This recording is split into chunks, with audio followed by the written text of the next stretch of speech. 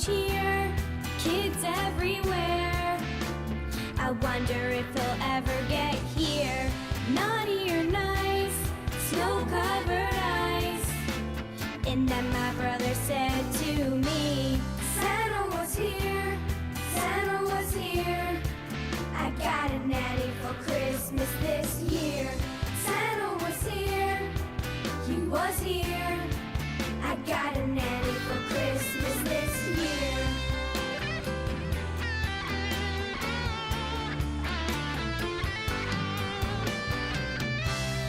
All through the night, reindeer in flight. I wonder if they'll ever get here. Gentle and light, snow-covered ice. And then my sister said to me, Santa was here, Santa was here. I got a nanny for Christmas this year. Santa was here, he was here. I got a nanny for Christmas this year. Nanny for Christmas. Santa was here. Nanny for Christmas. Was he? Nanny for Christmas. I got a nanny for Christmas this year. Nanny for Christmas. Santa was here. Nanny for Christmas. Was he? Nanny for Christmas. I got a nanny for Christmas this year. Nanny for Christmas. Santa was here. Nanny for Christmas. Was he? Nanny for Christmas. I got a nanny for Christmas this year. Nanny for Christmas. Santa was here. Nanny for Christmas. Was he? Nanny for Christmas. I got a nanny for Christmas this year. Nanny for Christmas. You're right there. After tonight.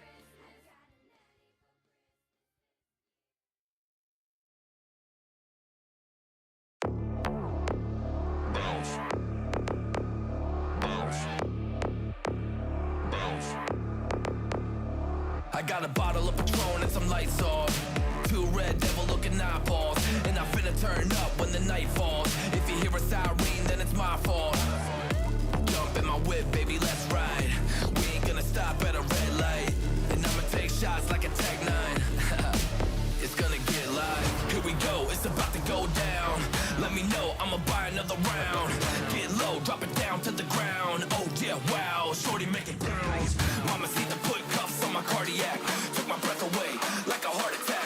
And I'ma spend every dime in my money back. Everybody wanna know. If you're ready, let me know.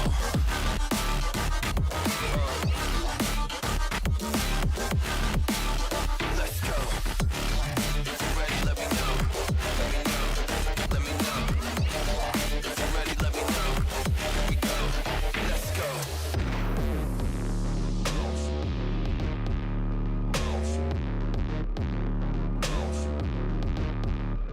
I got a bottle of Grey Goose and ice cubes. Type of drink that'll put me in the right mood. 80 proof's gonna lower my IQ. And I've been the same way since high school. I look shorty right in her brown eyes. She about to take a trip to Cloud 9. I'm the man, baby, I get the crowd hype. I turn the cadence of a hook into a soundbite. Here we go, it's about to go down. Let me know, I'ma buy another round. Get low, drop it down to the ground. Oh yeah, wow, shorty make it bounce. Mama see the put cuffs on my cardiac. Took my breath away like a heart attack. And I'ma spend every dime in my money back. Everybody wanna know.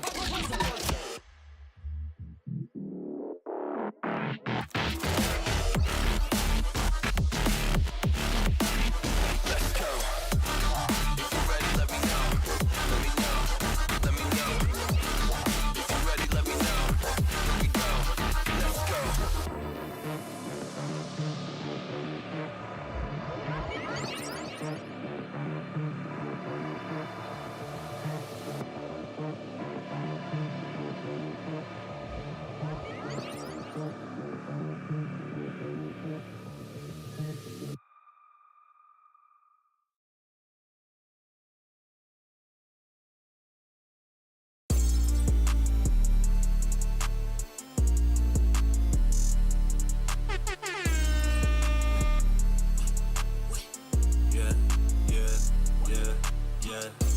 I put in the work while you down bad. I don't even smoke right out the ounce where the pound at.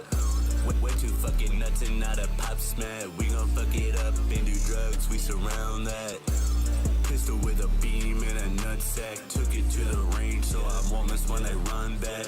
I'm Okay. I made a whole stack. Why you making less than the people making Big Macs? I'm about to blow, that's not irregular. I told you, bitch, if you wanna hit me, hit my cellular. You can't do shit, I know I'm We love this song, but we gotta change it, guys. We gotta start the show. You know you are the worst. You wanna hear 10 more seconds? Alright. P-R-E-S, I'm like a fucking curse. Pop out in the night, I'm with my goonies, we gon' snatch your purse. I just hit my guy, he I wrote this one. Just all the drugs that we need, like it was a club. I'm so high, they think I fell asleep. I can't even go to eat. Shawty wanna go with me. 2 G's on my belt, she wanna take a peek. Singing my songs to a T. Flip and make profit all week. New SBs, I will not crease. He way too long, he get them fees. We on his ass We need like a the song that doesn't police. suck. Don't talk, your talk is cheap. Why you running no DMC? New Please. Folks. I hope we're ready.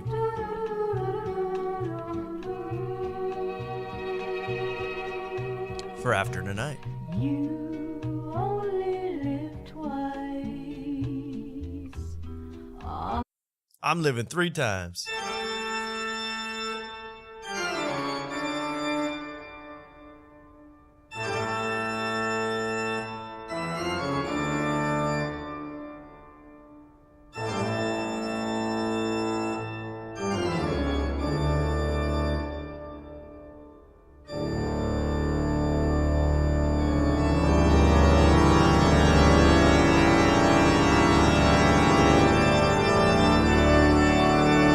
You're tuned into After Tonight. Now here's your host, DJ Tommy Afters. Whoa, wow. Welcome to After Tonight. The lean has been poured. The Quaaludes have been consumed. It's time for an excellent show. I hope you're excited for a brand new edition of After Tonight. We were just live with you on Friday, but we're back on our traditional Tuesday night in 2025. Tuesdays, there's only one place to be. You're not in rehab in America. You got to be here after tonight. Well, welcome to the show. Boy, do we have quite the show for you. I'm so excited for this show because at first I didn't think I had a lot to talk about, honestly. At first I was looking at the show. I said, what do I really have to talk about? But everybody is scamming in 2025. Even the National Basketball Association. We're being scammed by every single corporation, person on earth, and I'm here to bring it to you live and really go after it. You know, Austin, Texas is scamming people. Shane Gillis probably scamming people. He's part of the whole scam, but I don't think he even has but it's so complicated that you can't even get your head around what's going on in America right now. Yeah, you know, you can't really trust anyone except for myself, of course, and my good friend, Mark. He's the co-host of this show, and he deserves to have a voice. Mark, are you there? My voice be heard? Your white boy voice is heard loud and clear. Mark, how you doing? I'm doing great, Tom. How are you? Oh, I'm just okay. We'll get you on the big screen here. I'm doing excellently. You know, we're back really in the spirit, the swing of things in 2025. Do you feel like you're ready for the new year? You're finally part of it. No, it starts next week for me. That's the new year. That's the new year. What is this then? This is 2024. This is a different. This is baby steps of 2025. This is It's still I can't. You know when you would go back to school after and you had to write dates on the top of your paper and you'd always put the Right. last year. Right. Yeah, I feel like I'm still in the mood of writing 2024 I on the know. top of the paper. I'm still running 2013 on all my checks. I mean, I am behind. I mean, it is bad out there. I don't know what I'm doing. But yeah, I feel the same way. And, you know, it was so unfair 4 years ago for them to pull January 6th. Remember that event? So early in the year, we weren't really ready for it. What year even was that? Right. We don't even know. 2021, right? 21. Oh, man, that was so much fun. I remember like it was yesterday. I was in Nancy Pelosi's office, and, man, the pornography hidden under those in those cabinets, you wouldn't believe it. No, but R.I.P. Nancy Pelosi. She's not dead, but she's with a walker right now. So I hope she's doing okay. Probably all that money's weighing her down, man. She's got fat stacks, right, Mark? Fat stacks and big bags under her eyes. Big ass bags and big bags somewhere else too, but we're not going to talk about that. She's a distinguished lady. Yeah. Great looking lady. Well, anyway, I said no politics, but January 6th, what a holiday. You know, I'll never forget. And we didn't, I think we all, Mark, you and I know someone mutually who was attending January 6th from the old Philly suburb comedy scene. Yes. Chabot, not to dox him, but it was Chabot. Totally revealed that but he admitted it on Facebook. I'll never forget. This is just my final memory of January 6th. He admitted on Facebook. He said the Capitol was crazy, y'all, or whatever, you know. And someone goes, this was like January 7th. And someone goes, hey, man, someone commented, you might want to take down those pics or any evidence because they're going after people who were at the Capitol, you know, who trespassed. And he goes, man, he responds because he goes, man, I got pepper sprayed that day. I've been punished enough. They can't do it. And I wanted to explain to them, that's not how it works. They can still arrest you. You know, you don't decide when you've been punished by the federal government. You know, they don't care. And admitting to getting pepper spray, that means you were in the. It means you were pretty. If you weren't in Nancy Pelosi's office, you could see it. You know, you could see what was going on. If you weren't shot directly, you might have been holding a fire extinguisher, swinging. He might have been fire extinguishing people all left and right. That was a crazy day, but I'm glad it's over with. You know, we just had January 6th yesterday, and it was so special and so honest. And I saw, Mark, you were the only guy to show up to protest Donald Trump's election yesterday. Yeah. Yes, that's true. That didn't work out. Didn't work. Nope. But I'm back in Austin. But you're back in Austin, and we're so excited. I'm kind of just rambling because I want to get to the meat of this show. I really want to get to the meat of the show, but you know, I've been bugged by something. This happened to me a long time. You know, I don't know if it's my general look or whatever. Maybe you get this too, Mark. We kind of have a similar vibe, hot young guy vibe, and that's how I would describe it. But people have assumed, I mean, your last name was Wellborn. Have people assumed, Mark, like that you grew up rich? You know, must have grown up wealthy, extremely rich. Does that ever happen to you? Yeah. The Wellborn's an awful last name to have, and because people assume that it sounds wealthy. But then I looked it up, and it's the name it's an English name. It comes from a family that was born like around an area that had a well. In the oh really? So you were born. You guys were born like wet in water, basically. Yeah. Well, the other thing is like if you based your whole family around this well, like what if some other like intruder family came in and took a shit in your well? Like that's your whole livelihood is over. Yeah. It just ruined your well. Yeah. Yeah, it's good. You're not, Mark, septic born. You know, you want to be at least you're well born. At least you had some kind of water, supply. But I never knew that. Very interesting. But have you? I mean, I've been told that too. I've been, you must have been a rich kid. You must have been rich. And people, whether or not, I don't really care if someone was born rich. I mean, really, that doesn't determine who they are to me. But it really does affect how some people think. And I was like, how can I prove to people that I had a beginning just like you guys. I had humble beginnings. I made it here through my bootstraps. I've been lifting them up over my own head. I've been giving myself an atomic wedgie with my bootstraps my whole life. And I was thinking how to prove that to you guys, how to show that. And I finally found this tape. Amazingly, I found this tape from my childhood. And I thought, what a better way to start the show than show a little home movie. So let's see it just to show you where I really came from. Here we go. Check this out. Look at that. Look at me. I'm in the bassinet there. I'm in the bassinet right there.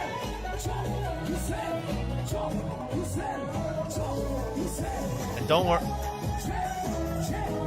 That, by the way, just so you guys don't like go, oh my God. That pipe, that hookah system, that's not real gold, Mark. So you have to understand. We could never afford the real gold hookah growing up. I was so pissed all the time. But there it is. Not on either. What's that? Hookah. Don't you need the thing on top with the coals for it to be working? Well, I mean, we waited till I was 3 to start smoking hookah, Mark. We didn't start right away. Gotcha. Okay. I mean, when you're from this That's era, good, you that's need good. to.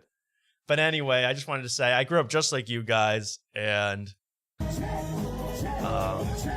lot of promo videos shot of me as I was growing as a baby.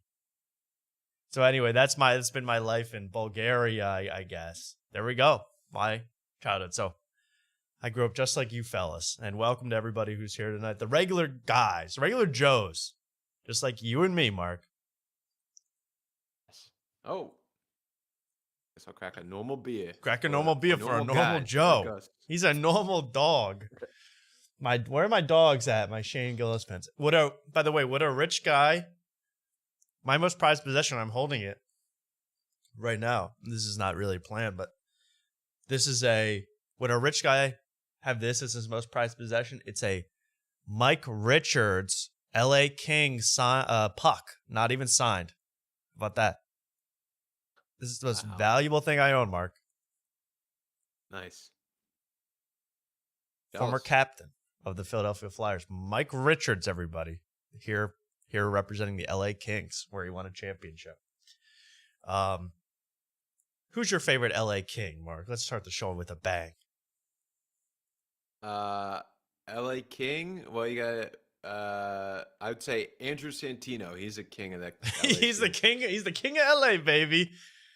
My whiskey ginger. Now, we'll move right into sports from my sport topic, because I said, part of the title I think of this show was the NBA is tanking. The whole league is tanking to get LeBron clips, and this is brand new. I saw this literally as I was preparing for the show. This is going to be the clip you see on Sports Center with Molly Qerim all day tomorrow. You're not going to get away from Molly Qerim tomorrow. And here it is. This is called LeBron James switches hands midair for insane poster dunk on Derek Lively II. This is exactly what's wrong with the NBA, Mark. You're going to see right here, of course. The whole thing is how LeBron dunked. He's 40 years old. How impressive. But let's watch the clip. Shot clock at 8, plenty of LeBron. time. Nice Three-pointer, not surprising. Not surprising. There he goes. Oh! And then he steals the ball.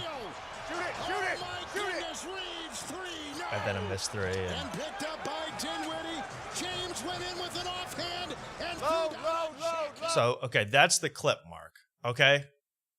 Uh-huh. So on the surface, he pretty impressive. Right? Right. I was rewatching this, and let's not even talk about the first of all, the worst part, just bricking up threes all over the place. That's everybody knows that's wrong with the league. But watch this. Now, I remember he's a little older now. But who was the best defender, the best two-way player ever? Klay Thompson. Right? Hustler. Right. Here he is on the Mavericks now. He's number 31. He's got the headband. Okay, just watch him. He's at the free throw line now. Watch his hustle here on defense. nice rotation. Okay. All right. Okay. He's still standing. He's still. What was that? What was that? Did anyone decide to play defense? I'm sorry, but they are just not playing defense against LeBron James. This is either purposeful or this is how bad the NBA is all the time. Yeah, there's no boxing out. There was no, I don't know. Maybe they assumed he was going to make that corner three, but I would be box run out out, of the didn't try to gym get in that 7th rebound. grade if I assumed they were going to make a three. My coach, yeah, Coach L, because he taught Coach K all he knew, you see. Letters of the alphabet. Now watch this. Okay, so Klay Thompson standing right there. This is my favorite. He could have gotten this rebound, but he's not even looking really at the shot or at the basket or at his defender. And then this is my favorite. The ball is now missed. He could move towards the basket. But what are we doing in the NBA? This is why this product is unwatchable. Yeah. And then he stands there.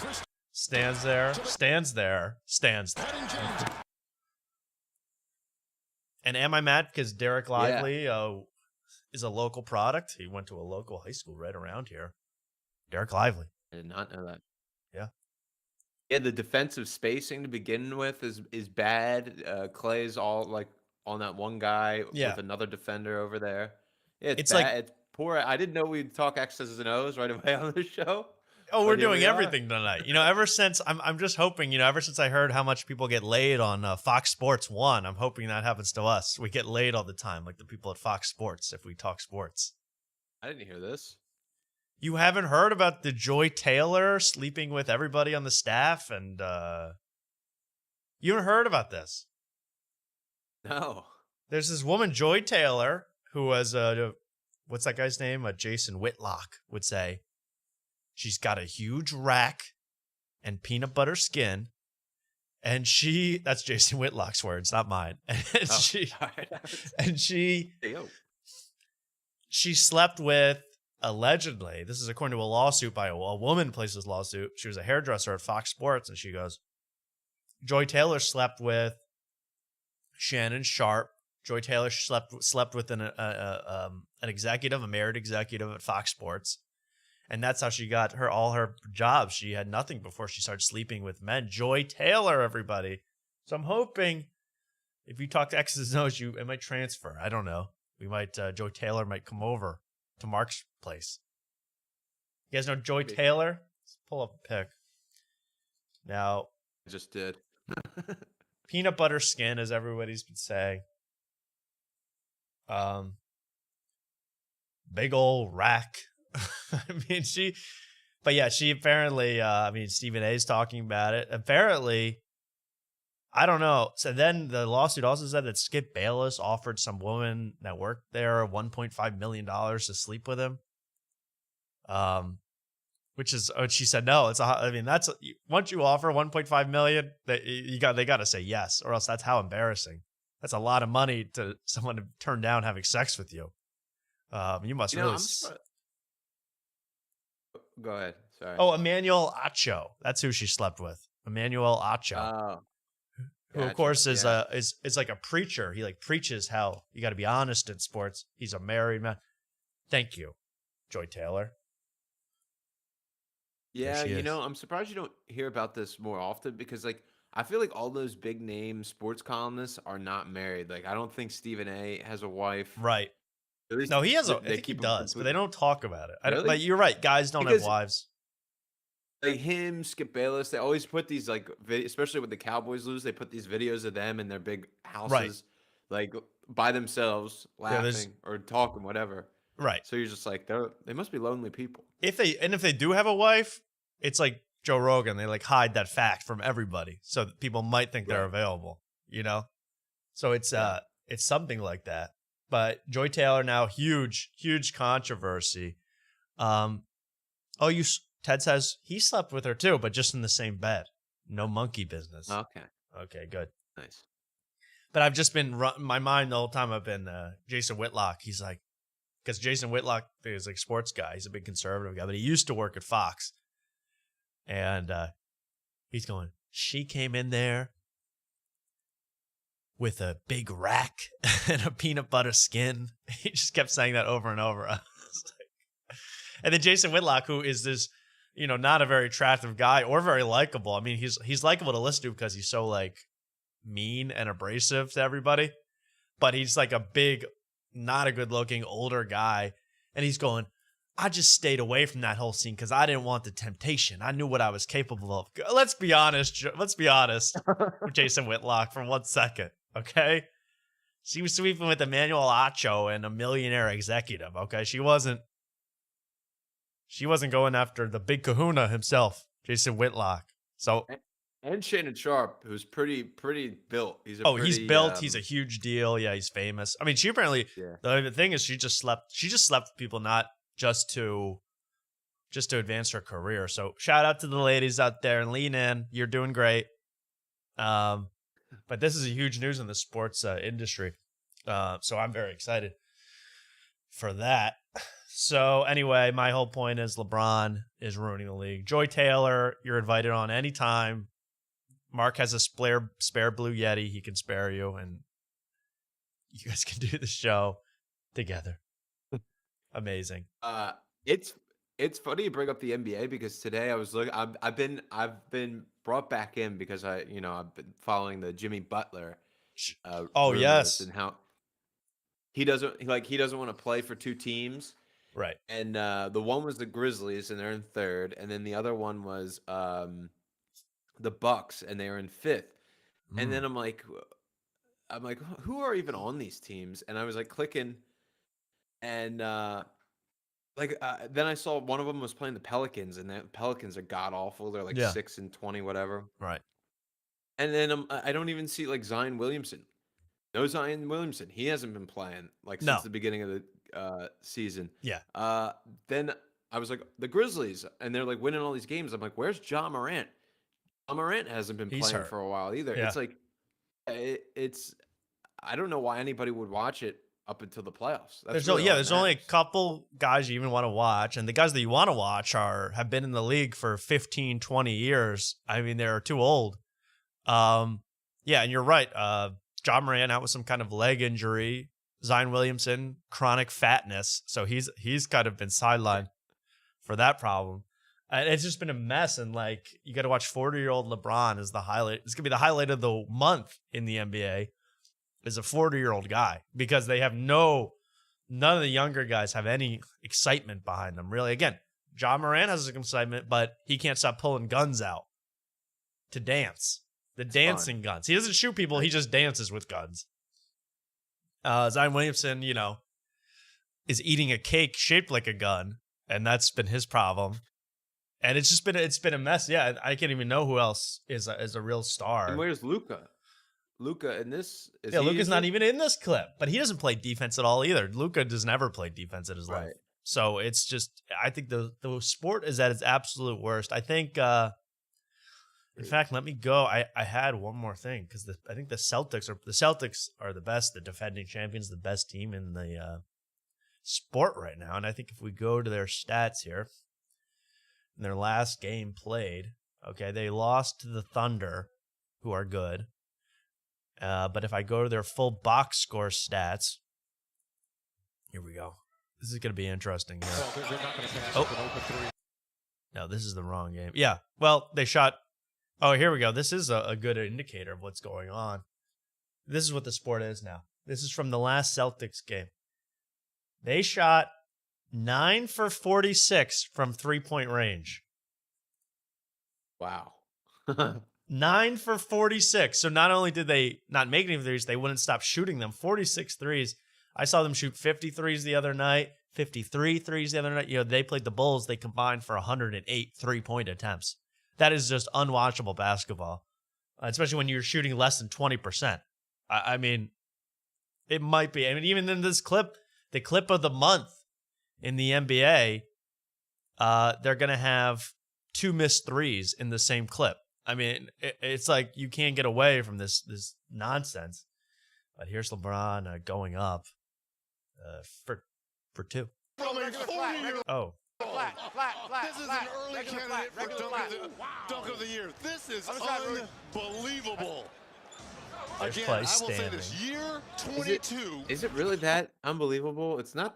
I mean, obviously, if I was a 6'9" giant guy like him, he's going up with 2 hands and he just moves the ball. He shifts the ball to the other side of his body and then dunks. I feel like that's pretty. It's an okay play, but I think it's like, oh, he's 40, and he's LeBron, so we gotta go crazy, we gotta go nuts. And I already left my comment of the week. Klay Thompson playing lockdown defense, and I think people are really responding to that. Like a one thumbs reply. Up. Yeah, one reply, 1 thumbs up. So I think we're killing it here. What's the reply say? The reply says, a best 2-way player in the league, according to himself. So someone agreeing with me. Look at that. Nice. And I give my own comment a thumbs up. We're at 2 now. That's pretty damn good. All right. Nice. It's starting out to be a great night. 2 likes? What? Wow. Well, we heating up. Take the 3. Yeah, I could have started shooting 3s, man. This is incredible. So anyway, I just think the play of the night with 0 defense. I mean, he was playing in the gym by himself basically until he jumped over Derek Lively. from the Westtown School in Westchester, Pennsylvania. Also, Shout out what's Tires. going on in the stands? It looks like they have cardboard cutouts in some of those Yeah, it's like seats, like it's like a it's pandemic. COVID. Yeah. Like what they did for COVID. It's just for, it's in memory of people that used to like the NBA. In honor of them. Yeah, I don't know. Half the seats are empty and have like towels. I think you like get these towels for free, but no one's showing up to the game. I mean, we're 5 minutes into the first quarter on a primetime matchup. No one's there. Very crazy stuff. Yep. I can't explain why. I can't explain why it's as popular as it is. I think this sport is worse than hockey. The regular season is exactly pointless. There's no reason to watch. It's just an absolute S show. What to say about that? And I got into the NBA when I was in college. I mean, like I always knew about the NBA, but Yes. then I got more into it in college. No. And then I've recently I can't. Like I actually sat down and watched a game with my grandfather the other day. Yeah. And it was tough to watch. Yeah, because it was just poor play. I think the people that watch it are betting on it, and so that gives you a reason to watch. Like that's what the regular season is for now. Basically, losing money, and the whatever it's called, the casinos making money. I mean, it's the same reason that you had that god awful college football playoff, which has had exactly one good game, which they had to fix to be close, and it's just to make money. Yeah, you're well. Yeah, go UT. Hook 'em horns. Hook 'em, baby. We're gonna take down Ohio State. But I was into. I think that could be a good game. But I think I'm into the Sun Devil Trident hand signal. Oh yeah, they were doing this the whole game. Shocker. The shocker, basically. 2 in the end zone, if you will. A little safety. There we go. Safety. All right. But that's all I had to say about that. I think the college football playoff, they basically could have, they could have chosen 4 teams. I don't really know what I'm trying to say, but like all the teams that had a bye week lost. So it's just hurting every team that had a bye week. It's just a whole mess. And I'm so against college football. They ruined college football. They ruined the NBA. Well, the teams they gave the buys to weren't that good. Like you had to be like a conference winner, but gave it to Boise State got a bye. Mountain West Conference. Like, come on, Right. That's not a top. Then they're not going to do anything. I mean, Penn State, who I hate, had the easiest route to this whole thing, and I pray that they lose. Who are they playing? Are they playing Notre Dame? Notre Dame. Let's go Irish. Notre Dame on a short rest though. That's true, but it's true. Thank you, Mahmoud Jabbar, you jerk, for delaying that game for 24 hours. You absolute cretin. But no, that's really terrible. And I think they've ruined the sport, and that's the thing. They're just doing it for money to people to bet on and to watch the commercials. Like the game would be so much better if it was back to a 4-team playoff or back to even a 2-team playoff where they just have a computer select who's going to win.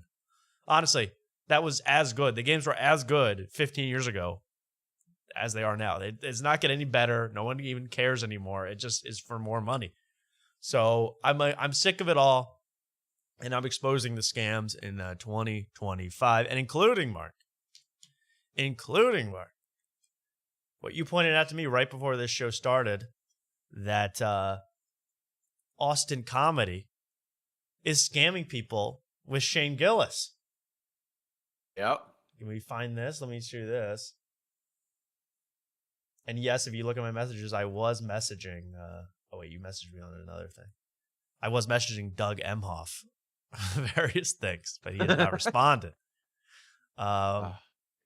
Yet, Doug Emhoff, husband, soul cyclist of Kamala Harris. We're trying to get him on the line for later. But you sent me this. Do you smell the desperation? Oh, but it's this. Oh, message unavailable. Well, anyway, this is just as good. Oh, did they take it down because I guess they sold the tickets? Maybe. Oh, okay. Maybe that's why. What did it say, Maybe. Mark? Can you remind us? It said something like it's not too late to get tickets to the 7 o'clock show. Shane Gillis will be dropping in. Right. Yeah, they deleted it off there. So They maybe deleted it off maybe their they sold Instagram. the tickets, but I think they are so desperate here at the They comedy. said they had Mosh. 40 tickets left, which is a lot, and it was That's a lot. maybe I got that at 7, maybe. Here's saw it Joe at 7. DeRosa's tonight. We have Brian Simpson. I know, I've heard of him a million times. Tony, Kurt Metzger, Tom Segura. They don't play the actual audio. You guys are in for a very special treat. I present to you one of the best comedians in the world, one of my funniest Actually surprised friends, Tom Segura's there. Austin's own Tom Segura. Isn't he live in Austin too, or? Right, but I never see him go up there ever, or like Yeah. see him on the. To be fair, I don't check it that often. He's a businessman now, Mark. He's not really. He's into money. Yeah. From what I've seen. All right, we're gonna keep this show going. You guys have a lot of fun. I'm gonna bring up the next comedian. He's a good friend of mine. He's absolutely hilarious. I think you're gonna enjoy him very much. Put your hands together for the great Shane Gillis, everyone. There he is. Tire season 2 is back. I don't even call Shane Gillis anymore. I call him Tire season 2 now, because that's what I really am into. Tire season 2 is going up there, and again, I'm telling you, if you're naming like people in if you were to ask someone who liked comedy, who liked stand-up comedy, so neither of us, but if you were to ask normal people who like stand-up comedy, who do you like who lives in Austin, Texas, who does comedy? Who's a big name? Most people, like, the only really unanimous pick is Shane Gillis. Most other guys, some of this, I hate this, like Tom Segura. Half the people hate Tom Segura. Tony Hinchcliffe, of course, we all know about that. Joe Rogan. No, people don't think he's really funny. I mean, there's not like, for all the comedics, Mark Wellborn, we love Mark Wellborn. But for all the comedians that there are, I guess maybe like Matt and Shane, but Matt's not that big. So for all the comedians that are in Austin, like Shane is the one guy who everyone will say, oh, he's good. So they need him desperately. He's been gone for 6 months. I think they missed him financially. Oh, you went orange. Yeah. Oh. Oh. Hello, Blue Yeti. It's all right. You look good. The ticket, the post was like, yeah, it's Shane Gillis is gonna drop in with 40 tickets left for the 7 o'clock show. Right. And I'm pretty sure I read that like at 7 o'clock. Interesting. So at 7 o'clock. This is a show with, again, we're looking at the show. Tony Hinchcliffe, Joe Rogan is now about to come up. Tom Segura, the owner of the club, Joe Rogan. Tom Segura, freaking Brian Simpson. I mean, all the stars are here, and the one person they have to say is here, buy tickets now, is Shane Gillis. Everybody else, they get hate comments. Yeah. So they need Gillis. They need tires. You see Tony go up there every night, like every weekend night. Right. Oh, just the guy we want to hear now. Luke wants to call in, but oh, good. Yeah, you're gonna go like, all right, we're gonna see Tony again. Right. 4 guys there. It's like, all right, we don't have to come back here for a month. Right. We don't. Yeah, right. They're all going to be here. Hello, Luke. Hey, Tom. How's it going? Good, Luke. Good. Welcome to After Tonight. You're on with Mark. Hey, Luke. Mark. It's a beautiful, beautiful day here. We're talking Austin comedy, everyone's favorite subject. My point, Luke, if you weren't listening, Austin's not really too much of a hot comedy town without Shane Gillis in town. When he's away, there's not a lot of play, if you know what I'm saying. Apparently, I heard that Rogan really loves Gillis. Yes. I hear that he favorites him more than other comics. I totally believe that because he is far and away the biggest moneymaker in comedy right now of all those guys, who are around. Right. I think he's going to be, Shane Gillis is I'm surprised Shane Gillis wasn't in the top. We looked at the top 10 biggest earning stand-ups. I'm surprised Shane Gillis wasn't there. I guess he spent half his life working on entire season 2, but if he was working, I think he would be up there. And besides that, as I said, a lot of guys have a lot of hate surrounding him, a lot of negative attention online, but not Shane. Shane's pretty much undefeated. Gillis has a great pulse on like comedy fans. Like he has a great pulse of like how to be sort of like not like he just I don't know, I guess how to act. 'Cause he's not like a super like pompous guy like Segura. He's not tone deaf like Bird is. Like he has a great pulse of how to act as a stand up comic. Right. He is not, at least not yet. We hope it doesn't happen, but he has not yet like gotten so over, inflated ego and, totally gone off the rails. He is still pretty, he understands, I think, why people like him, and he's kind of sticking with that. Unlike, Tom Segura hiring chefs to bring in croissants from France. That's not why people ever liked Tom Segura. Yeah. He has no idea what people will like him for. Bert Kreischer, people really only did like him for taking off his shirt, so he's still doing that, and that's good. That's smart. But otherwise, Luke, how are you getting these scoops about Rogan and Gillis and all this stuff? How do you have your finger on the pulse of what Rogan's thinking? I have a guy in Austin who's a sleeper agent for me. His name is Mark Melbourne. Oh. It was a clip of Ari Shaffir talking about Two Bears, One Cave. He was saying like when Rogan sees Gillis, he gets really giddy and excited. And it's like, I just took from that Rogan really likes Gillis and holds him in pretty high regard. And Austin being like a reflection of Joe Rogan, that's kind of how it's viewed. Yeah. Yeah. Why don't you leave the Austin scoops to me? You stick with the true. That's why Mark's here. It's Mark's meal ticket. But yeah, no, you think, Mark? Go ahead. I do want to say, like, when we were talking about the grossing comedy things of this past year, and Gillis wasn't on it, that's because all of Shane's like touring money is going directly into Joe Rogan's pockets when he's at the mothership. Right. Like, Rogan's profiting off of Gillis biggest right now. A lot, yeah. And I think they have a symbiotic relationship. I mean, that's how Gillis really exploded, going Rogan and Rogan liking him and doing all that stuff. But he was gonna blow up regardless. So I think Shane Gillis could move anywhere and be successful, but he's in Austin, the greatest city in the entire world. And in fact, Mark, I was watching the newest Kill Tony, right? And there's not really any highlights with Joe List and Luis J. Gomez.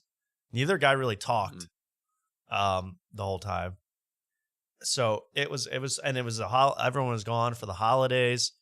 But every comedian that went up, was a guy with no friends, no family that would take them in. So they were signing up for an open mic on December 23rd, and which is fine. But I'm saying they like didn't go home. Everyone who was in Austin has a home somewhere else, and they would have gone home with their family if their family accepts them. But usually these people live in a van and are bisexual. So that's most of the bucket pulls, right, Mark? Yeah, pretty much. Pretty much. So they are living in their van for Christmas, and they were on Kill Tony, and every one of them, when like they had their interview, like what's going on lately, like what's going on in your life, they were all go, I live in my van, hard getting work. There's a lot of crazy homeless people that assault me. And it got to the point where Tony was like, do you have anything else to say besides the homeless? Everyone's talking about the homeless tonight. He's like, he's worried that Austin's getting a bad rep.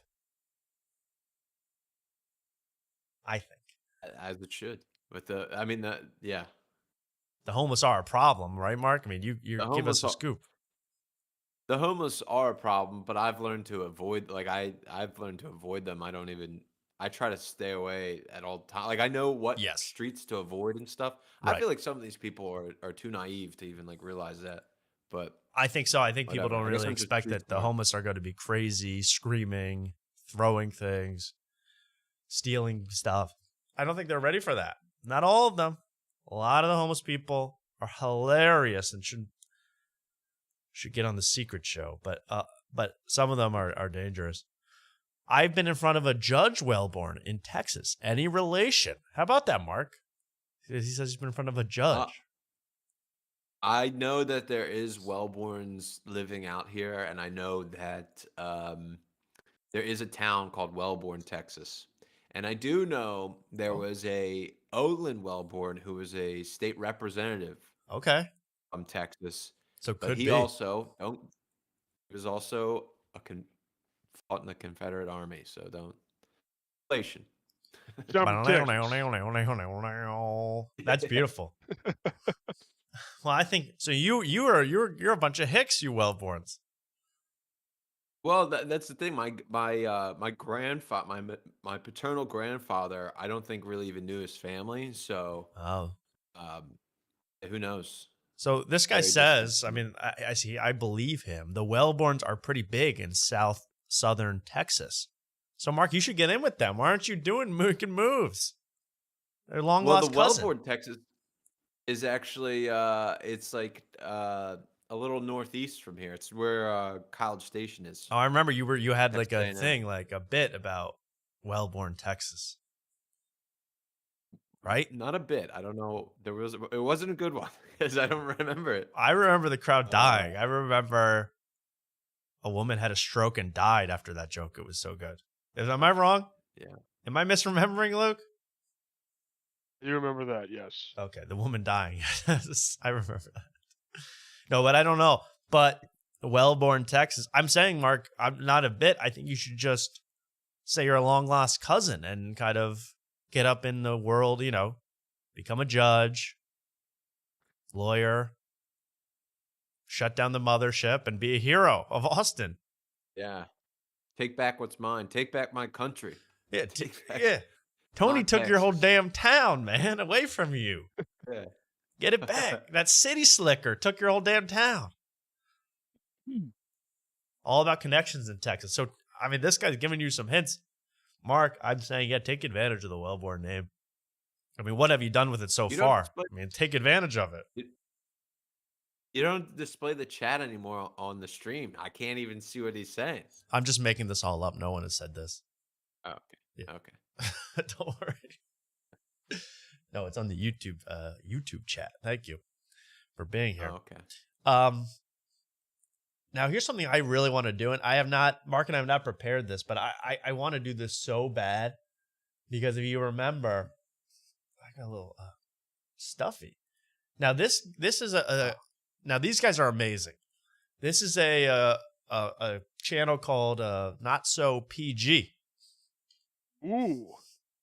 So you already know it's gonna be stiff socks-ish. It's gonna be an R-rated, sometimes X-rated show. And ready to cancel these guys. Oh, you don't even know. They've already been canceled once because these guys were caught. This is not a joke. Stealing a bit word for word from Rob Stant. Yes. I remember this. These guys, word for word. And I thought it was like a satire channel at first because there's two guys that look exactly the same. They're not in this thing. I thought it was like the same guy wearing different outfits, like doing a fake podcast.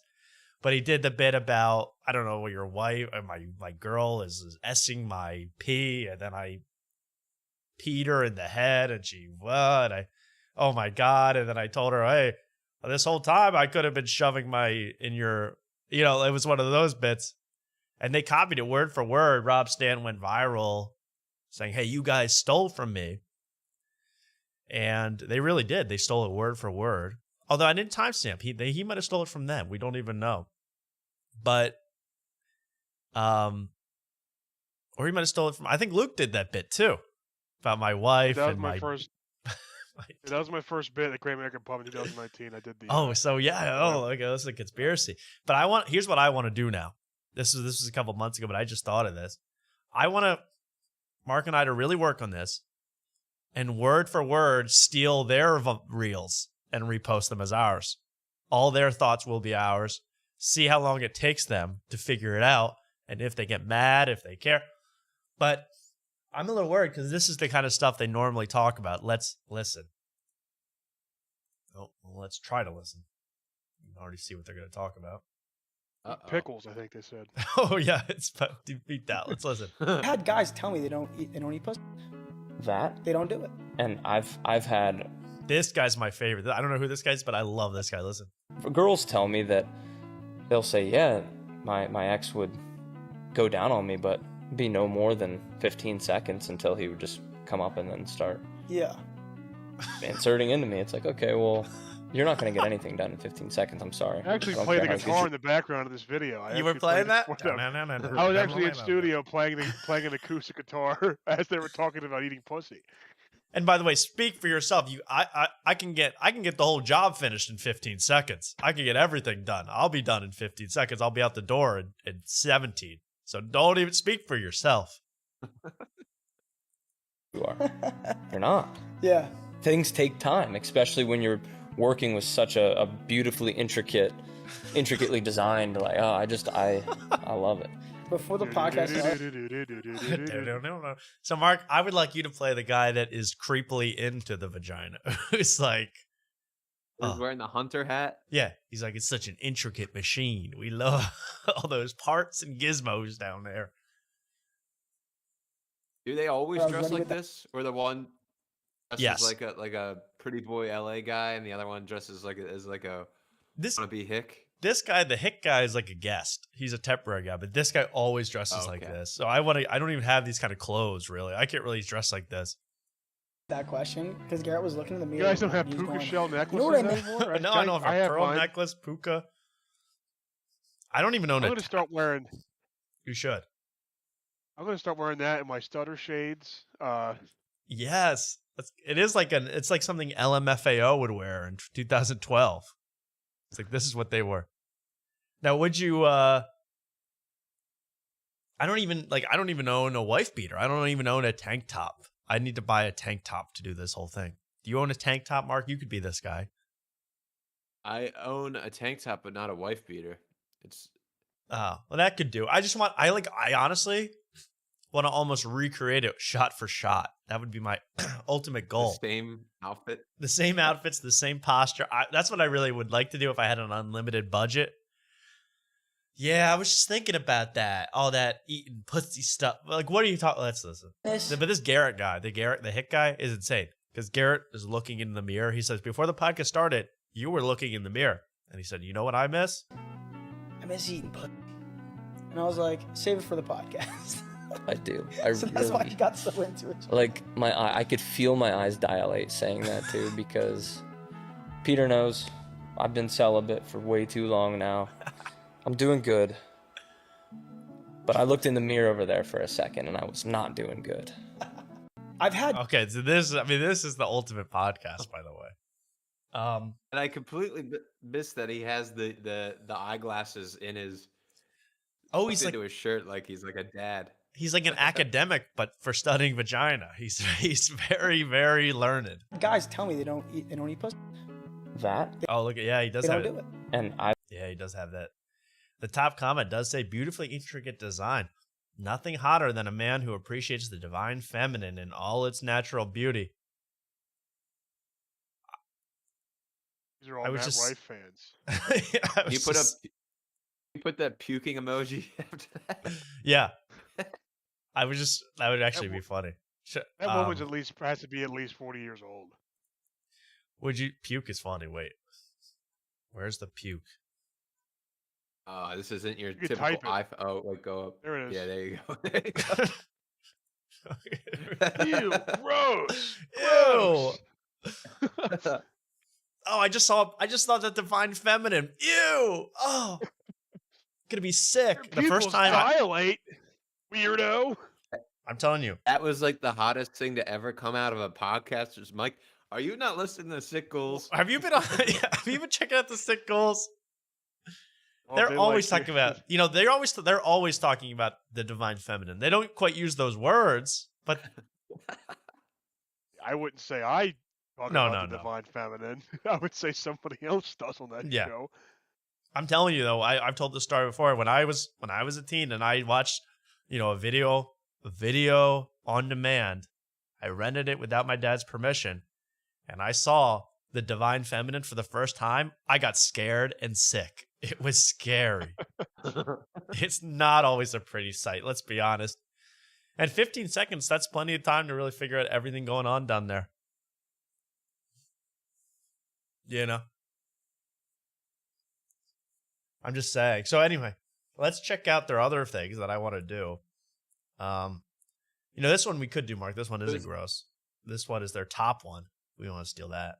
Nobody should know that you and your partner are on bad terms other than you and your partner. I agree with that 100%. Because guess what? You can forgive your partner, but the people that love you, your friends, your family, they're not going to forgive them as quickly as you are. Nobody should... See? Like that we could do. Steal it word for word. Yeah. Everyone's going to love that. But then there's this one.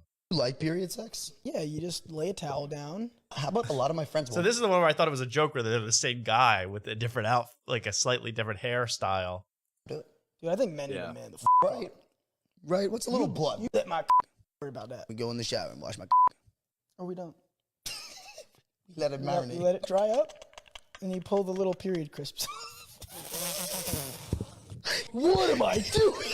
You like period sex? Okay, so that even he was disgusted. But I love these guys. I've done a podcast with Otis for almost 50 episodes. That was the worst thing I ever heard something anyone's ever said. That was the worst? The most disgusting, the most fucking vile thing I've ever heard. What's wrong with that? It's part of the divine feminine, dude. Man up. Oh my God, that was... I want to shoot myself after hearing that. Was horrible. Man up. The only thing I'll put to the credit of that one, that'll be easy to mimic in terms of wardrobe. They're just wearing white shirts and the one's wearing a white shirt with jeans. We can So do that one. Do that. I'm actually like, here's the problem though. We're gonna post this, and 99.9% of people that see it will not know it's a joke and think we really think these things. Are we willing to deal with that, Mark? As we have to figure out if we're willing to do that.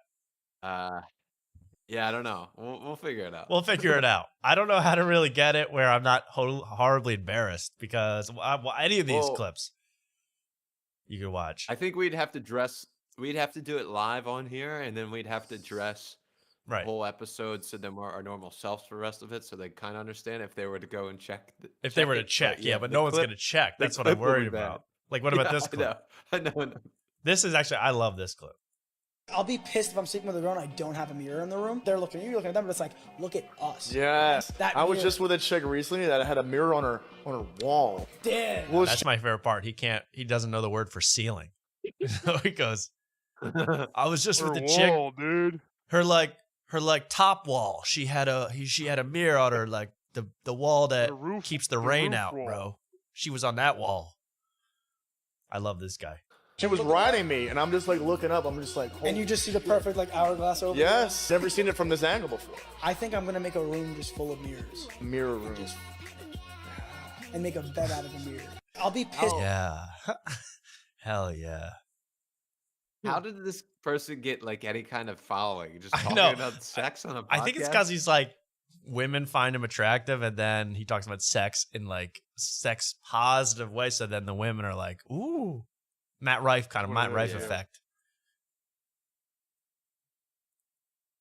I might. There's a guy on TikTok who does kind of the same thing. He'll look up like go on some like women issues Reddit, and I hear them complaining about men, and he'll do a video like a thirst trap video of him saying like, "Why do men do this?" And he'll cite the thing he saw on like the women's Reddit thing, just fishing for views and. And then all the women will agree and be like, "Oh, he's the perfect man." I'm so happy a man thinks this way. Wow. Right. Oh yeah, total ripoff artist. Yeah, and yeah. I think I would love a room full of mirrors. I mean, how disgusting would that be? By the way, when you're not having sex and you're just walking around changing, you're like, "Oh my God, I look like that." The whole time you're just seeing yourself at different angles. That would be horrible. It's all distorted. It would be hell on earth. Imagine turning on a light in that. You can't. Oh my God. Oh my God. That's true. You would be blind. You'd be burnt to a crisp with the light. It would like magnify it. I think. I don't think in any situation would be appropriate with having mirrors all over your wall. Like not even during sex. I don't even think I would want that. I don't even think I want one mirror. No, I want us both to close our eyes and no one look. Yes. Yes. I have no mirrors in my room. I have none. Yeah, I don't have a mirror either. But apparently women, I always hear that like, oh, you want a woman, you got to get a mirror because she likes a mirror. Not to have sex, just women like to look at themselves. That's what I heard. I think I heard it from the PG podcast, not P. You think you could touch it? Do I think I could touch an IUD? Like with your... Yeah. See, and you could go square either every single one. It's all the same. Women that are not... I like that one. Why? I don't know. I like that one. I always too. wondered why. I mean, I think Socrates wrote that about touching an IUD with your dick. I think that's pretty. I'd like this guy to touch his dick to an IED, blow the whole damn thing up. Hey now. You got Mark? Women Mark's that are on not... the podcast. That's right. There's a picture of Mark there. Where? Where? Right there, underneath the TV IUD 12? clip. It's TV12, When I have period sex MW2. with a girl, I take my thumb, I get a little blood, and I do Okay, foot oh rubs. my God. Jesus No. Christ. And you... Jesus Christ. This is the worst fucking podcast I've ever heard in my life. What the fuck is this? I'm telling you, look at the top comment. So I'm the only one who thinks that's hot. All these women are crazy. Oh my God, these 40-year-old women are horrible. Yeah, they're all old and horny for this little guy. In my I love butt. the You one don't do that that. Luke picked out was the grossest The one. most by far. disgusting. This is the worst one. You don't do that. I've done it. Do it next time. Come on. When I have... I can see everything, everyone. I mean, if you pick 113K. I wanted some toppy sloppy. Of course. She said, Oh wait, this is it. This is the Rob Stant one. Wow, the biggest one is the Rob Stant. Yeah. That's crazy. Rob Stant should just get like this, well, you know, these guys that are quote unquote hot to do all his material. I think he would blow up even more. He'd be a ghostwriter. He could be a ghostwriter for these guys. He should be. This is amazing. no, tired. Yeah. She goes, but you could just fuck my face. Fuck, didn't you tell me this months ago? Sorry, we can't make the drive down to Miami. We'll have to take my private jet. Okay. I wanted some... Okay, so yeah, if Rob Stant just put on a little mascara and some earrings, he could be as popular as these guys. I mean, 113K, absolutely killing it. This guy doesn't seem to have Wears a makeup sweater on. vest with no undershirt. Yeah. And this is like a shirt that like Uma Thurman would wear. I don't know why this guy's rocking this sleeveless. I thought they were writing the. I forgot for a second they stole the Rob joke. Which Yeah. they probably stole the period sex joke. Oh, and the, yeah, everything's probably stolen from. You're right. They probably go on women Reddit so and like look up fantasies. What's worse though? Like making up these jokes is hard. These jokes suck.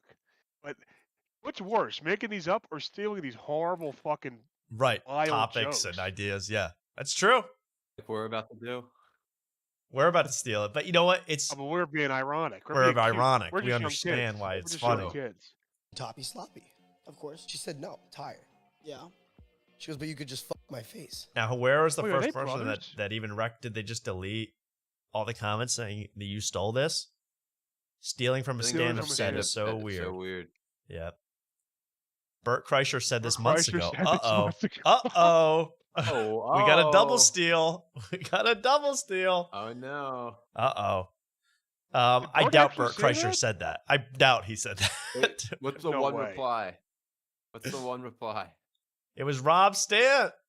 Oh, 3 likes. They got the ratio. Oh, There we go, nice. baby. There we go. Rob, Are these shout out guys- to Rob. Sorry, I need to interrupt. These guys are brothers. I hope. Dear God, You hope they are? they aren't. I hope they're not brothers. They look kind of similar. They look so similar. I thought they were brothers, but I think they also guys just kind of look, alike when they God. hang out and are this dumb. I love One eating more. ass. That's a Dude, love. I've had a lot of period sex because there's no. Oh my god, everything's period This is the sex. third fucking period sex joke. What the fuck? But you know what? It's because it gets the most engagement. 39K likes. Guess so. stopping me. If I'm horny, I'm going in there. There's a hole. There's a way. Call me Dane and Salvatore. I don't give a fuck. These It's that guys time are of the month, brothers. sweetheart. It's time to Call go us in. the blood brothers, because we're going in. Period I've sex. had a lot of period. Yeah. Gee, this is pathetic. This Mark, is we should have been horrible. doing this content for months. What are we doing? This is what we need. We're going in on. Oh, I'm going in. I'm having sex with her. Yes. Yeah, Well, can anyway, we guys, also look have, forward to that. I hope, Mark, by next episode, we'll have 2 or 3 of these ready to go. Yeah. Now, Um, when we record these, will you have Paper planes, the beat going over top. I'm gonna have paper planes. I'm gonna have the what was the one? I want the one where the the guitar.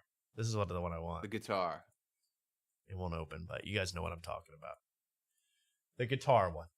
So check out the Not So PG podcast. We'll be working on them for a little bit. I think these guys could get really mad at us stealing from them very quickly, and that would be funny. I think those guys are still better than Stiff Socks, in my opinion. Really? I don't know if you're being honest. You were about to vomit earlier when they were doing. Yeah, but the thing is, at least like I would hope these guys are like 20, 21, True. 20. Not 40-year-old like Blaustein. Michael Blaustein, of course. I'm gonna go. Oh, okay. Have fun. Have a good night. This guy's gonna use a mirror later in the chat. Congrats. Just the term period crisps just fucking. Oh, that's I mean, disgusting. that is disgusting. It's disgusting. He knows his way around a woman, man. Oh, this is huge. I couldn't believe this. I'm 27. Congratulations. This is huge. I got a shout out from one guy in particular. His name's George Janko. Let's watch this video. Really? Oh, yeah, check this out. Good Christian man. Yeah.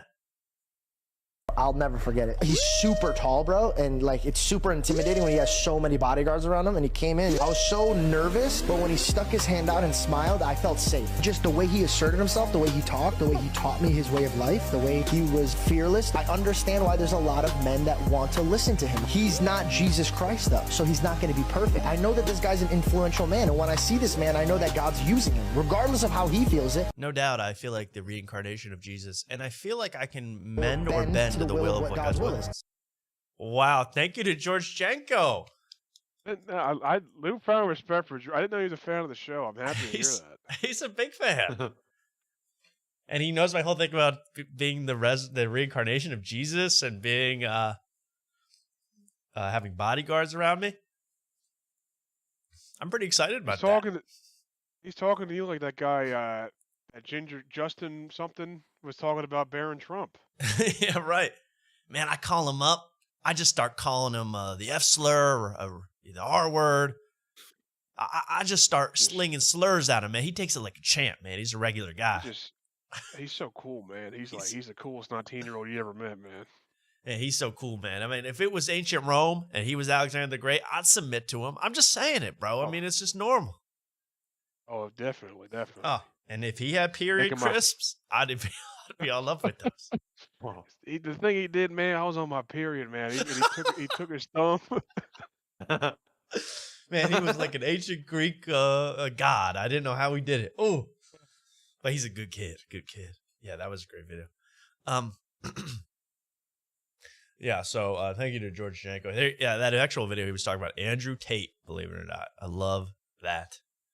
That whole sphere of men loving men for being men is my favorite part of the internet. He just really did it, man. Like, he's the real deal. Like, he shook my hand. I got nervous. So that's that. And, we talked about Kill Tony, and it was a snooze fest, the last one. But you know what? I did get this out of it. Listen to this. Tommy. Thank you, Till Tony. Shouting me out, too. Nice. That was a good part. There's a guy named Tommy, and I jumped on that opportunity. Thank you so much. So I'll be using that. The amount of new sound clips we have is so good, and I'm so happy with some of the new ones we got in 2025. My hawk meme coin is live. So we're going to be using them a lot. I can't wait to buy into that hawk coin. Now, that was that. The PG cast, and speaking of American heroes such as myself, here's a new song. And this is actually on our list, guys. 49,982 on the top 50,000 best songs of all time. Here it is. It's Little Pump with American Hero. And the song's not about me, okay?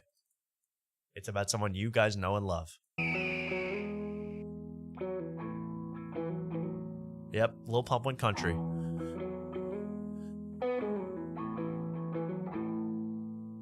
He's patriotic as apple pie and fireworks on the 4th of July. Take a drink. Take a sip, guys. The importance of the blue collar man. Forefathers who found this nation wouldn't want a family's worried about inflation. We need a stronger leader with the plan. That's right. Bullets flying, come down, thumbs up, smiling. You know what don't kill you, make Just relax, everybody. Time to relax. Listen to Pump.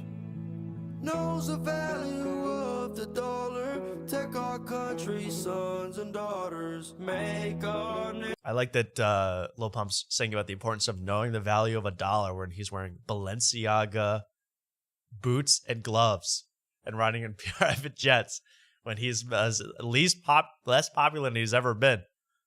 And he's talking about the dollar and the working class man. I love Lil Pump. At least try to make your grift seem genuine. Like, why are you doing it? It doesn't even seem like he really believes it. It's just like... yeah, it's like, dude, nothing says cushy more like auto-tune. Like, what the hell Oh are my you God, doing? he slapped on it. Now you got to listen to... I can't believe mumble rap has come to right-wing grifting. I mean, where are we going to draw the line? I know, really. It's insane. It is insane. Everybody's on part of it now, Right? yeah. Right-wing grifting, I can't believe it's this bad. No, the level of it is insane. This is literally, to make a couple $1,000. This whole thing was shot to have enough grandmas send this to other grandmas, being like, "Can you believe this colored boy likes Trump?" I mean, that's really the whole grift of 90% of these people. My buddy sent me a video of I'm sorry to cut you up, but of Whitney Cummings on CNN making fun of Joe Biden. Yes. And it's like, you really think Whitney Cummings, like... Great point. Do you think she likes Trump? Are you insane? Like, do you think Whitney Cummings cares about, like entering in the media? She doesn't give a shit. She only did it because Trump won the popular vote. What are you doing? I completely agree. I was watching that Whitney Cummings thing. I'm like, 5 years ago, wasn't Whitney Cummings like a huge liberal and like progressive and known as like a PC, comic that's what I always thought of Whitney Cummings. And now she is super like making fun of Pfizer. And it's only because the tide has turned.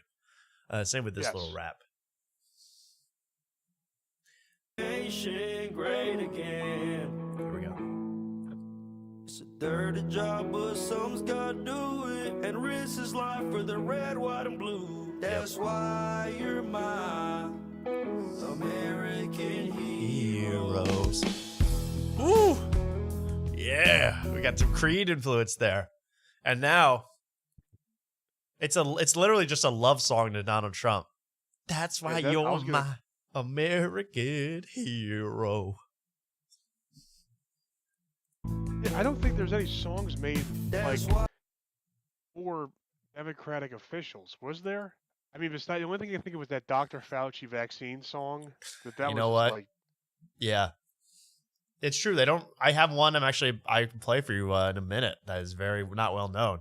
But otherwise, no. All the Democrats do are they sing. They sing. Nipsey Hussle, fuck Donald Trump, maybe.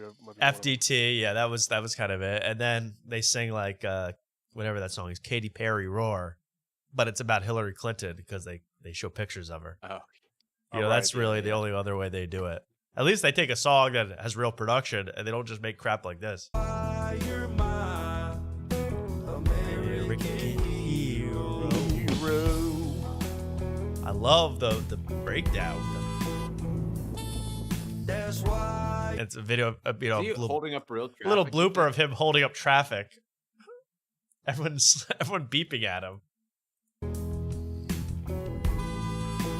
It's like everyone pissed off that he's shooting this music video with the Trump car.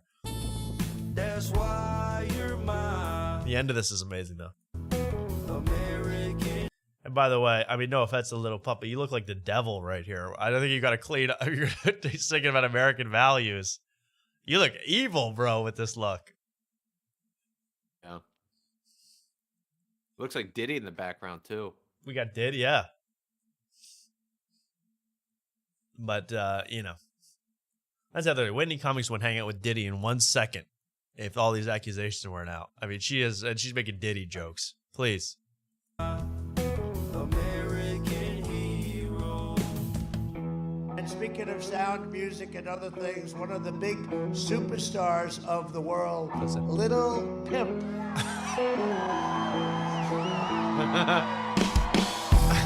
He shows the clip where Donald Trump screws up his name, obviously doesn't like him or care about him, and then leaves. Little Pimp. You go back a little bit, you can see that they're holding up traffic so bad that they're trying to pass them in the left turn lane. The left turn lane, yeah. Yeah. This is so bad. I mean, I would hate Lil Pup. Music and other things, one of the big superstars of the world, Little Pimp.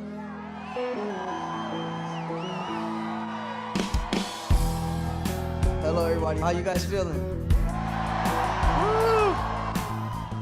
Oh, and he's going to sleep with the flag. I mean, what a hero. This guy's my American hero. I love you, Little Pimp. Thank you so much. Little heartthrob. He is a little heartthrob. Look at this shot. This could be the cover of the album. This is love. And then you listen to any other song you put out, like this is the last song you would have about Rick Rubin. It sounds like it's the 2017 trap again. It's like, yo, just me, man. It's all Gucci Mane. Yo, man, hey, man, who, man? It's like no different. So this is just the one grifting song, and the rest is all that. I need to clear my throat badly. Let's play this one more time. As I shut up.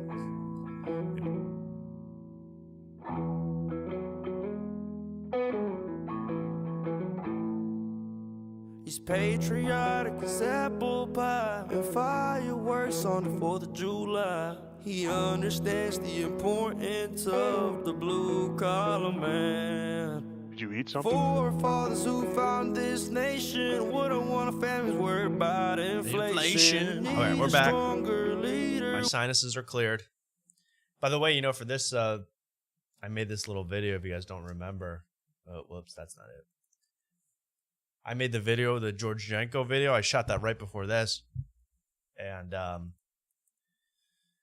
here's the worst part. I'll give you a little inside production, since you're probably interested. And then I have another video to show. We should do a thing where like we make a song out of every not PG podcast like thumbnail, like what words are in there. Yeah, you can make it. Yeah, you could help do that. We could do that. I'll do it for you. You worry about period, Chris. Get back in the kitchen. IUD. I saw it in a mirror. I saw her in a mirror, and it couldn't have been more clear. She was bleeding out her womanly goddess parts. So I took my thumb and I put it in, and I put it on my face, and and she said, above my chin. Rubbed it on my chin, and we made love again. Yes, I can feel it now. Not PG. And I thought it was her heart, but it was just her IED. The metal scraped my penis. Now I can't see. All right, but here's the little inside scoop. Period 6. Here's the inside scoop for this shot, if you didn't notice. But I feel like I pretended I bled from the ear. I had to rub ketchup all over my ear. I think there's still a little residue. It was a little Easter egg. And it's very hard. I didn't know how to make blood. I didn't know how to do any of that. I could have gotten it from a certain source, but I wasn't my time of the month. So instead, I used ketchup, and I think I got some in my actual ear. Oh, my friend Ken was about to call in, and now she left. I think she got disgusted. Please, Ken, if you're here, I'd like to just say hello, and I'm so sorry for our topic conversation. Blame the PG boys, not me. Blame it on our heroes. Blame it. Oh, yeah, they are the heroes. They are the first responders in that area. Oh, I knew it. If I said it, she'd be back. Ken, are you there? Hello. Hey, Ken. Welcome to the show. I just wanted to say hi real quick. I just wanted to apologize for what you might have just heard. No, that's okay. I I just wanted to say hi. I tuned in for a minute, and as you know, it's way past my bedtime. Yes. So Well, I just want. I don't even have anything to contribute. I just we wanted love to to say hear hi, from I you. guess. No, everyone should know that a real girl knows me. That's really why you're here. Yeah. And more than know me, Wearing a ring on my finger. she's wearing a ring. That's right. So congratulations to me. And it's been such a special celebration for me. We've been doing it all. Our parents met. That's the only little story I'll tell real quick. Yeah, it was a big weekend. It was a huge weekend. They met. Your parents came out champions. Mine had to be exiled, and we're dealing with the repercussions of that. But that was quite the thing. I was very nervous, but everyone seemed to like each other. Yeah, I was nervous too for no reason, but it was all fine. It was all fine, and We're all 6 of you in the room at the same time. No, because Okay. don't worry. My parents are separated. Right. I think They it's did official. not. I think it's officially 250 feet. They can't get within each other. So Gotcha. they're separated. So it was two separate dinners back to back. On the same night? No, We no. double dipped. We ate two. It was like Thanksgiving. We We went had to to- eat yeah. lightly at the first dinner, and then Then we skedaddled. Yeah. No, two The separate first dinner nights. was at 4 p.m. Yeah. Exactly. But it was so interesting to see them all interact, and you really, you kind of It forget was that weird. you kind of forget that your parents are human beings, with their own life and own experiences sometimes, and then you see them interacting with other adults. And but it's kind of nice because they had to be on their best behavior because they had to represent. My parents had to, my parents and their wives and their husbands and their whatever the hell's going on in those families. They had to represent me to the best of their, they had to impress Ken's family. So they were on their best Yeah. behavior. They were acting real nice. So were my parents. Yeah, they were acting nice too. And I kept forgetting why we were even meeting. I was like, oh, this is so nice. And then I was like, oh my God. I know. Then they asked one question about the wedding. I said, stop pressuring us. My mom literally texted me today and was like, okay, so what's the official date? I'm like, Yeah. I don't know. We don't know. It's not this year, Mark and Luke. Don't worry. Okay, good. My 2025 is already booked out. It's already I'm booked sorry. solid. Yes. Every Saturday you have a wedding. We in couldn't Hey, if get it's 2025. not this year, I could bring a +1 maybe potentially. next. Yeah, Mark, Luke will work Yeah, on that. That should be the goal. Yeah, Luke. Oh, yeah. That should be both of our goals. We should Yeah, you both both have +1. You both need to bring someone. Got to do it. Schedule the wedding until we have that covered. Yeah, we actually might have to delay it a couple of years, but we want you There'll only guys be there. a couple of single Pringles at this thing. I know, but you know But what? we There's did- gonna be girlies there. You guys could meet someone nice. It's going to be my lesbian sister. Okay, so that's one off. That's one not gonna happen, but I know a chick My or two. prediction is Maybe she'll have another girlfriend by the time the Right, wedding but that comes doesn't help around. these guys.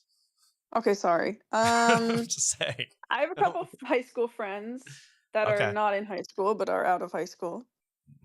There goes that for me. Anyway, Huge. Well, I think we're gonna work on getting you guys dates.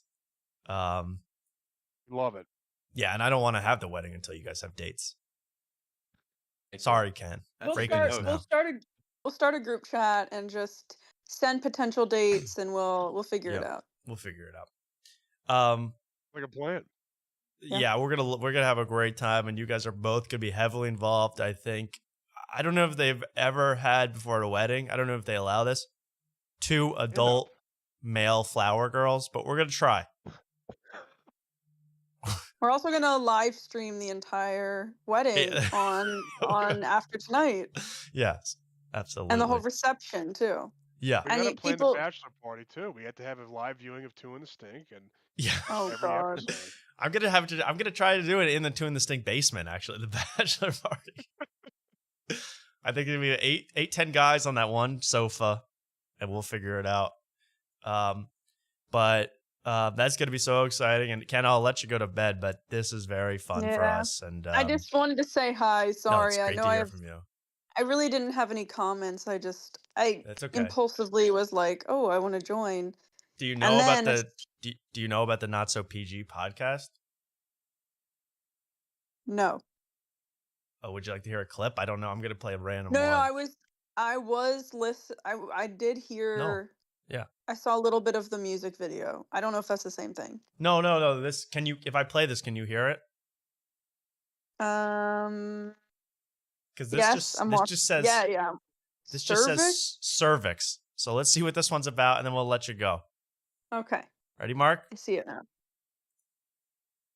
The girl just because she's on her period? Like, would you be like, I'd be excited about the situation, actually. The blood coming from the Ew. cervix. Yeah. I truthfully believe that it has some divinity to it. I believe it has healing. Yes. I agree with components. that. It's just something that I love to entertain or dog and be a part of. I The think that's how you dog create gonna a leave soul the tie. conversation. The dog was like, this is too disgusting. I've eaten Wait, tampons, something and this is too disgusting. Yeah, no, literally dogs will do that. But also, that's something I love to entertain. That's the weirdest phrasing I've ever heard. Like, what is he even saying? I don't know. But all I know is someone in the comments called the blood slut seems to really like this comment. Ah, Jesus. This is the best clip I've ever seen. From men. Well, Oh, from them. If it doesn't you haven't seen After Tonight yet, honey. create a soul Yeah. tie, it sure as hell creates a wonderful This is like- experience. This is like the male version of like crystals, but their No, type of crystals yeah. are gross. Yeah, but But there's the reason they're doing it is to try to get girls. absolutely 100,000%. It's like yeah. we're so sensitive. We love the female body, and it's so Yeah, beautiful. this guy sleep with especially. me. The guy with the hat, he's especially into that. He's especially into like I think It's divinity. it's just It has a divinity. divinity. I think As a woman, it doesn't. I don't know what he's on. you but should have sex with me right now and we'll both go to heaven. Let's do it. Hell yeah, bro. Well, this is incredible. Okay. Wait. You get one women. more, Ken. What One is it? more. Wait. Yeah, women. Women. Wait. No, condom question mark? Condom question mark. That's a good call. Yeah. How do you pull off the condom? Now, I know Why does this need to be asked? you're not a big fan of condoms, but when you do wear them, When I was like a little more inexperienced, I remember myself doing the whole fuck. I do it every time. How do you pull off? I mean, that's Ew. he just yanks it off, throws it into the ceiling fan, and away we go. I mean, then the party's on. Hell Sticks yeah. on the mirror on the ceiling. Sticks on the mirror. Yeah, there's mirrors everywhere. It's sticking everywhere. Flattered. Anyway, thank you to Peter That's Vigil. gross. Yeah, Peter Wait, so Vigil. what is this channel? Oh, she's gonna follow it now. She's interested. Don't follow these guys, Ken. These are not so PG. Wow. Also the one that just says eat pussy. Yeah, we watched that one. That one was great.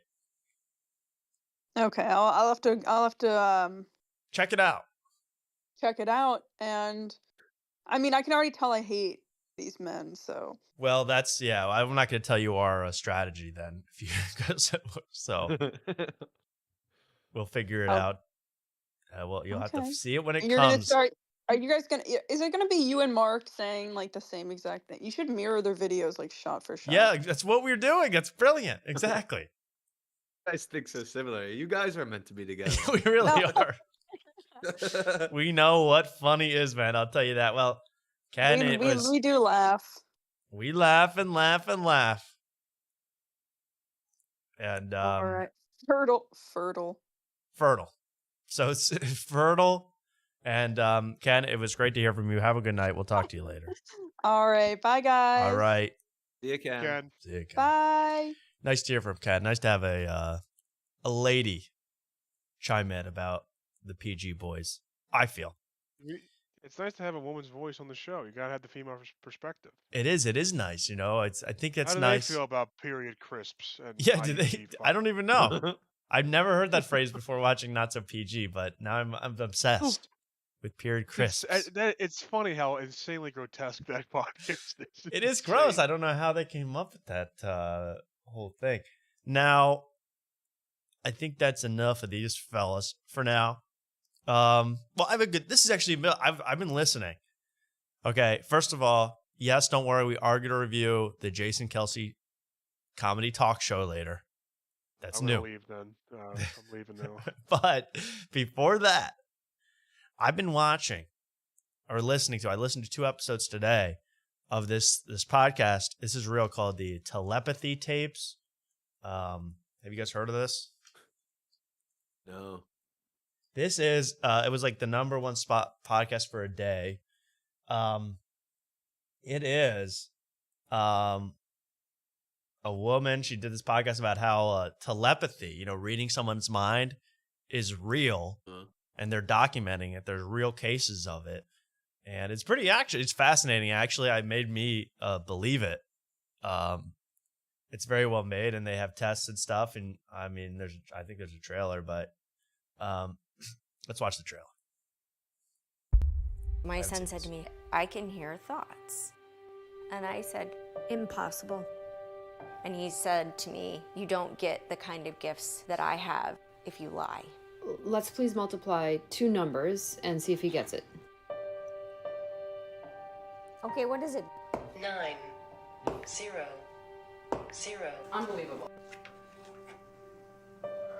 So really, it's like these are people that are nonverbal, usually autistic, who can basically, like, if they have a mom or something, they can read their mom's mind.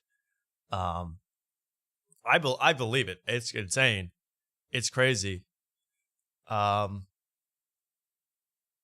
mean, watch this. 1. Maybe shuffle again, Dr. Powell. Oh. Play. 2. So he got the plus, too. I was wondering, because I was looking at the 2 the whole time, and I saw his hand going somewhere else. What is this phenomena happening? Why are his mind and my mind completely? PERIODFLA.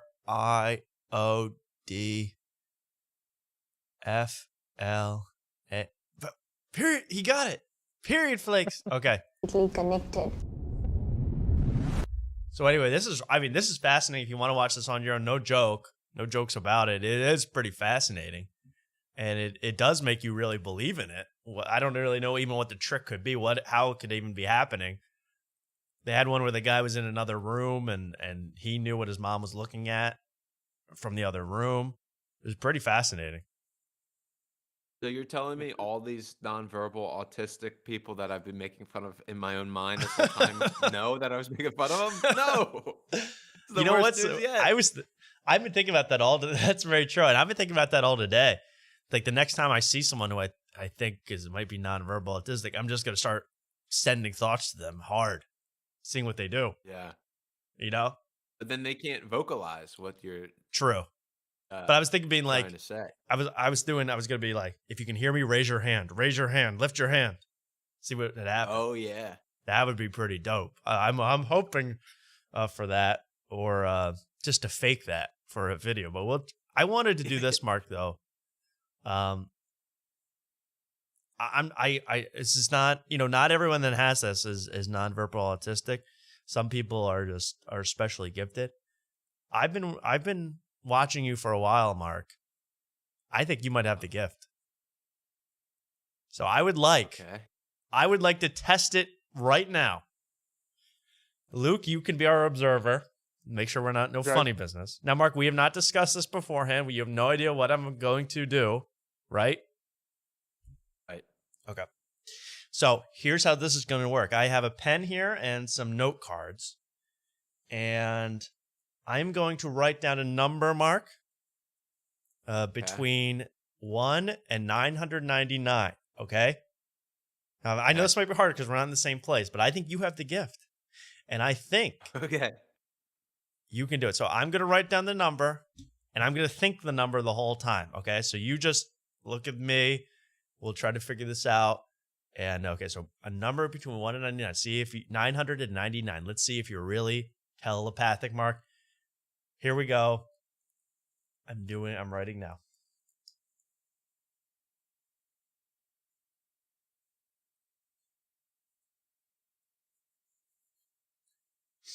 Okay. I'm looking into the camera. Mark, what was your guess? 536. Oh, right. We were doing the number thing. I'm sorry. I got distracted. I just did a little doodle. I don't know if you can see that. Oh. But okay. So we didn't get that one. But we didn't get that one. But let's do a real one. Okay, this time. Now I know what I'm doing. Okay, that was okay, here we go. This is going to be real. I'm really going to write down a number this time, Mark. Okay, so a number between... It's a nice doodle, Tom. Thank you. We can say this one. This is going to be a number between 1 and 999. This is we're really just going to see if Mark has the gift or if Mark and I are in sync in some way, and not just with our periods. Okay, here we go. I'm going to write down the number now. Okay. I have the number written down. Wait, I got to write it bigger, though. Okay. I wrote down the number, Mark. Now, you can look at me. You can think of what I'm thinking. I'm trying to send the number to you. Okay, Mark, give me your guess. 737. Well, you know what? One of the digits is right. 332. So we're on our way. Ooh. Wow, nice. All right. How about you do it, Mark? Can you do it to me? I want to try this. Yeah, absolutely. So okay, I'll just... Let's do a number between... Let's do 1 and 100, because I think 1 and 1,000 is a little too hard. Okay. Okay. Okay, 1 and 100. So Still 1% chance. So you'll be the telepathic one. I'm going to be the telepath right now. I'm looking at Mark. I didn't even... I'm not looking at the pens. Yeah, I'm not. I'm going to close my eyes so I don't see how the pen's moving. Tell me when you're done. You done? No, he's still ready. I'm done. Okay, he is done. Mark, look into the camera, please. You know, at first I thought it was in the 70s, but now I'm going 68. 99. Well, that was pretty good. This sucks. We don't have the gift. What the hell? What are we supposed to do now? I guess not. What the fuck? I guess not. Wait, Luke. Yes. This is our last chance, Luke. If we have a black guy who can read minds, that's even better. Okay. So I'm going to write down a number, and Mark's going to write down a number, okay? Okay. So if you get either of them right, you'll be telepathic, Luke, between 1 and 100. I've written it down, Luke. Mark is writing his down. If you get either one, Luke, you will be a genius, a telepath, and have your own podcast. All right, Luke, what were our numbers?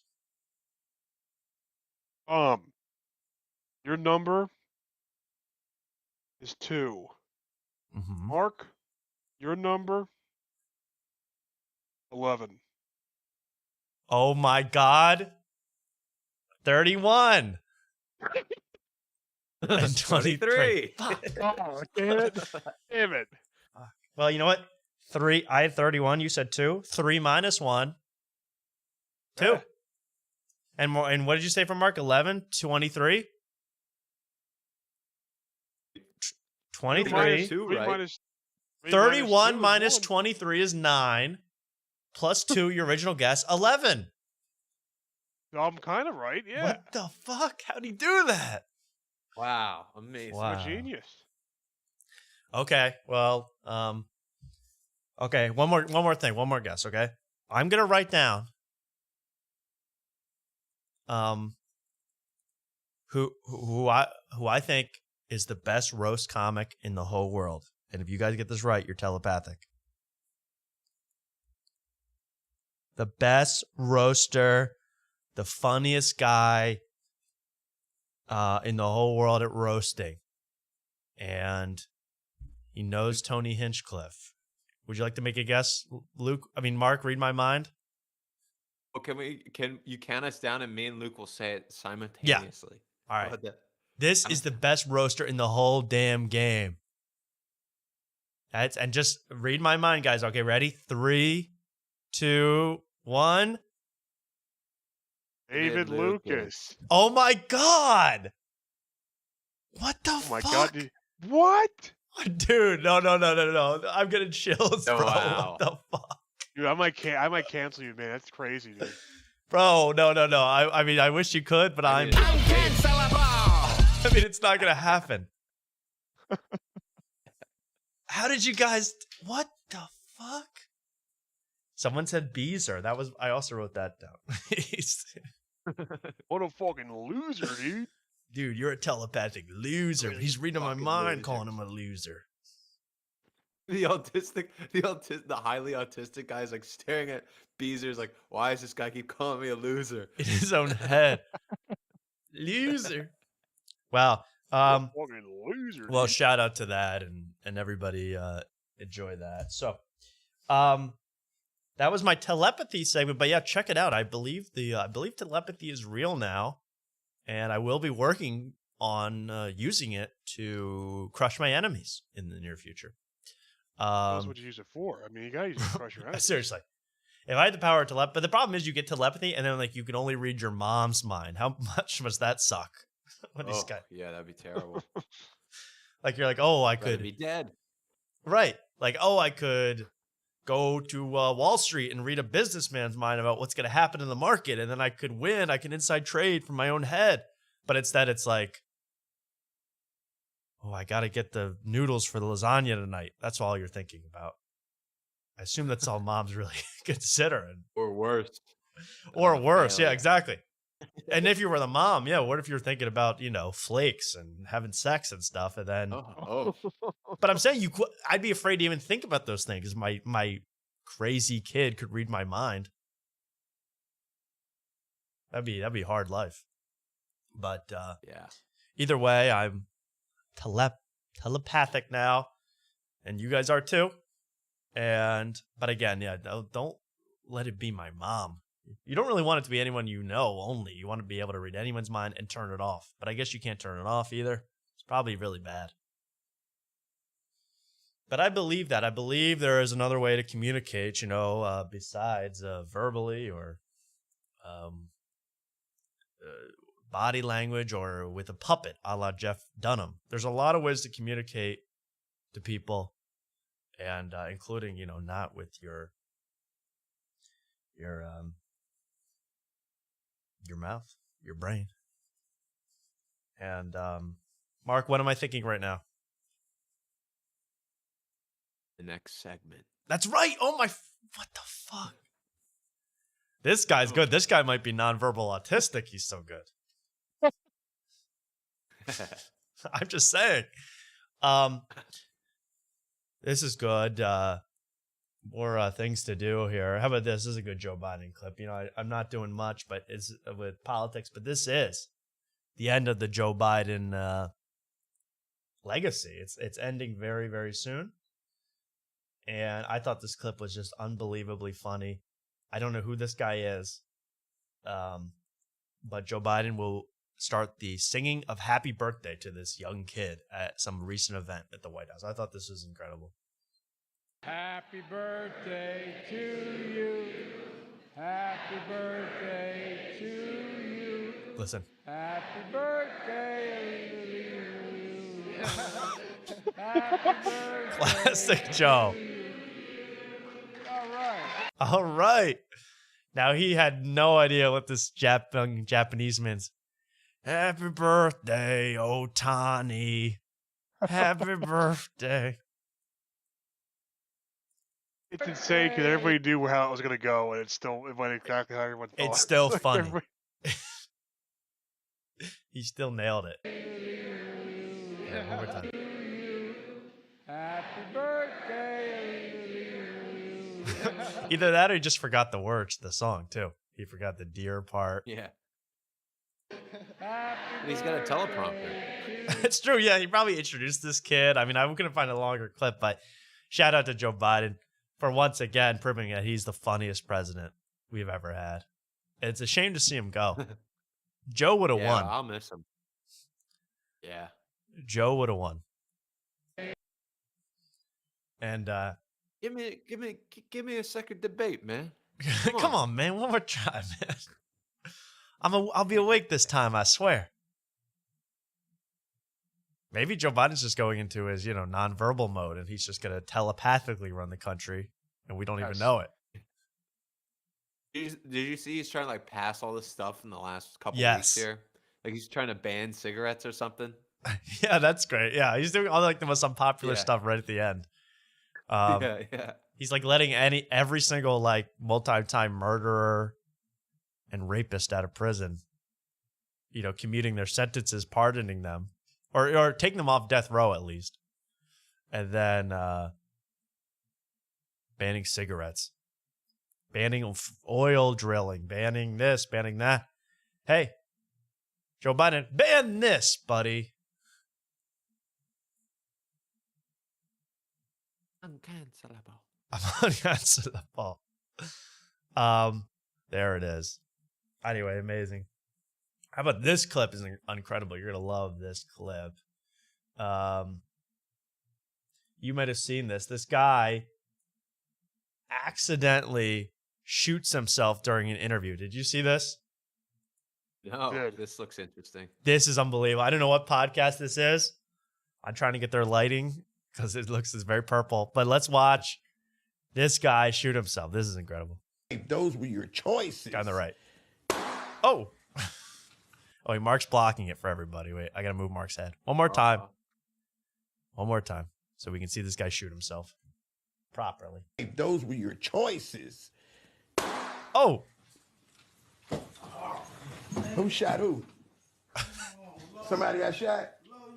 I hope. Okay, that's Those it. were your choices. Oh. Okay, that's Did one he of my. just shoot through his jeans?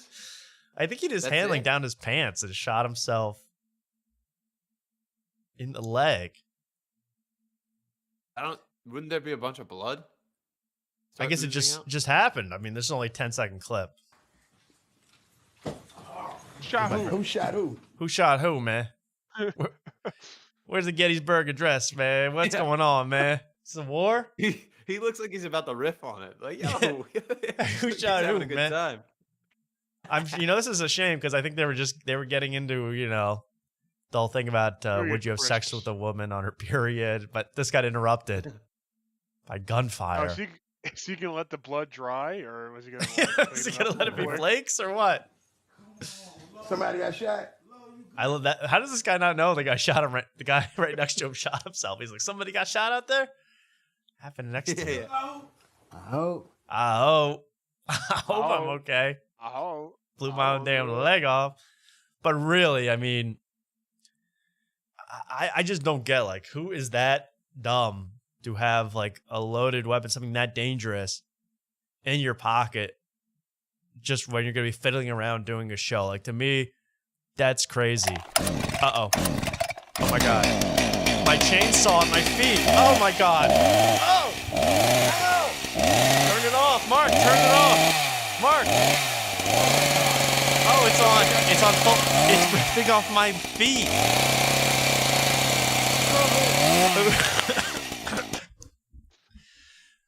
We good? Tom, you good? I hope so, man. My feet are dangling, man. I got stumps. We good. No, we good. We good. We all better. Anyway, that guy shot himself. That's a new part of the podcast game. Who got shot? Ain't safe in here for no more podcasters, man. People getting shot and shit. This is man, this is a dangerous game, man. Dangerous game, man. Man, this. Now I gotta find this podcast. What are they This even shit- talking about? This shit ain't for the weak, man. I don't know. This is Rap Updates TV. I don't know. I don't know who it was. MSSP. MSSP, man. Yo, guard dog just shot himself, bro. Yeah, what a fucking loser, dude. Lemaire, get the first aid kit, bro. He bleeded out. Lemiz, Lemeezy. you good? Yo, Lemeezy smoked the bandages, bro. We gotta go. Shit. That would be if Matt and Shane had a hood podcast where Guard Dog shot himself. And scene. Yo. Andrew Schultz. I heard Brian 6 on Ryan Shane and 10 bands, yo. Yo, let's get that fool, man. Yo, Danny Dubs, man, telling me about the scoop. Danny Dubs. Danny Dubs, yo, I heard about it on Story Wars. Yo, I heard about that on Dad Meat, the Patreon version. Fuck. Oh, the Patreon Dad Meat, man. Crazy, man. Dog. They had Nate Marshall on the show, man. He was going off about Beezer. Yo, for real though. I can't wait to watch Protect Our Parks one day, man. Next one gonna be hilarious. That Ari Shaffir, he a funny Jew. Yo, they were bonging beers and shit. Like, damn, yo, they crazy on that show, man. And that Bud Light is cool as hell now, too, man. They be rocking that shit. Those commercials be having a brother in stitches, man. With Gerbies. Oh, shit. Yo, shout out Gerbies, yo. Shout out Gerbies real quick, man. Woo! Gerbies can fuck my bitch any day, man. It's Gerbies.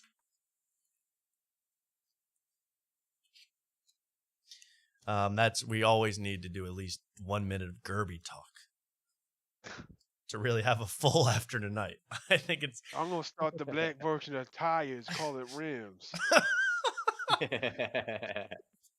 Yo, what's up, JJ White? How you doing, cut?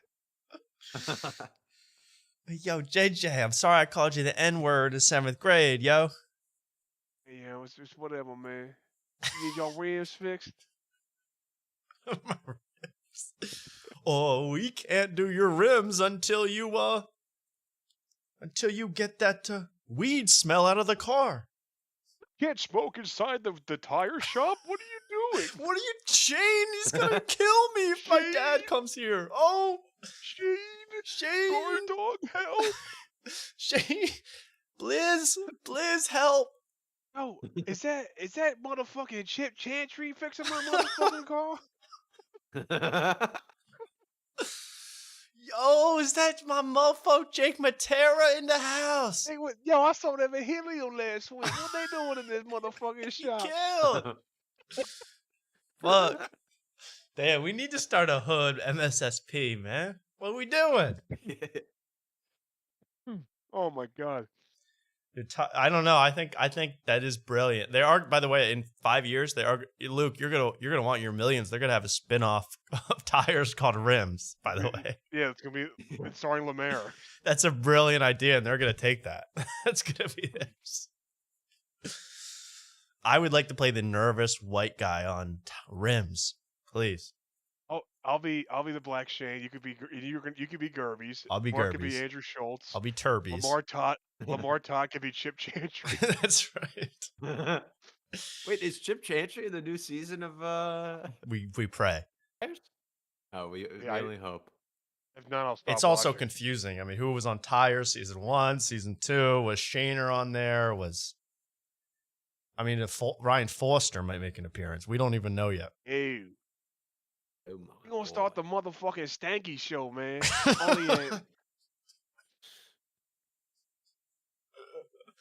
Well, anyway, for the 5 people on Earth who would enjoy all that rims, tires, riffing, you're welcome. And shout out to all those people. That's amazing. Well, there's him shooting himself. We need more of that in podcasting. This is pretty good. These guys were on the way to January 6th, the new one, this year's January 6th. And a little accident happens on the road as they're live streaming it. I think you're going to enjoy this. GAA. Look at these roads, man. Look at these roads. God has cleared a path for us today. God has cleared a path. Uh-oh. Say it louder. MAGAA. Look at these roads, man. Come on. That in PA? It looks like it, doesn't it? Could be. Shout it out loud.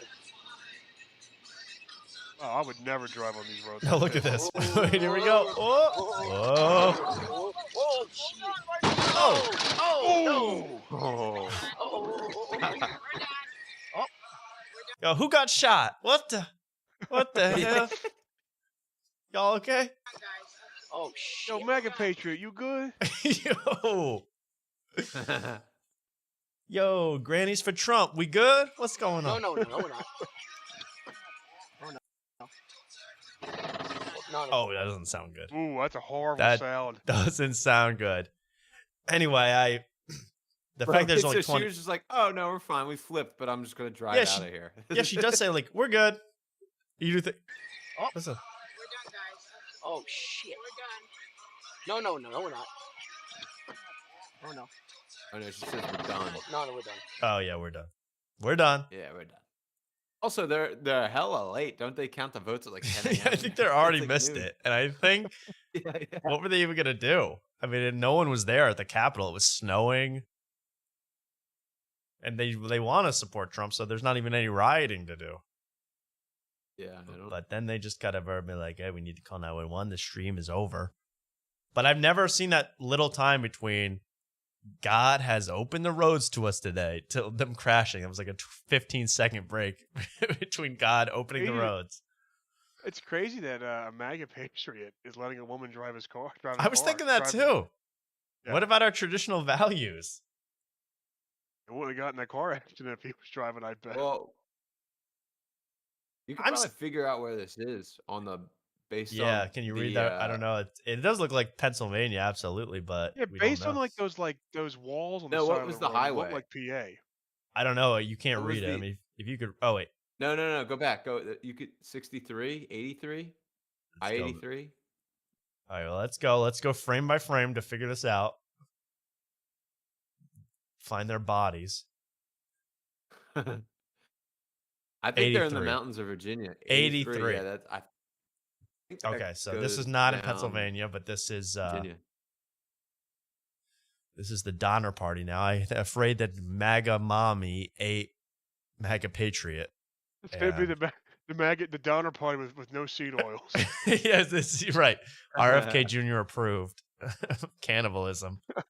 They're all natural. Yeah, I ate a human once, but just because I was invited. They had asked me to.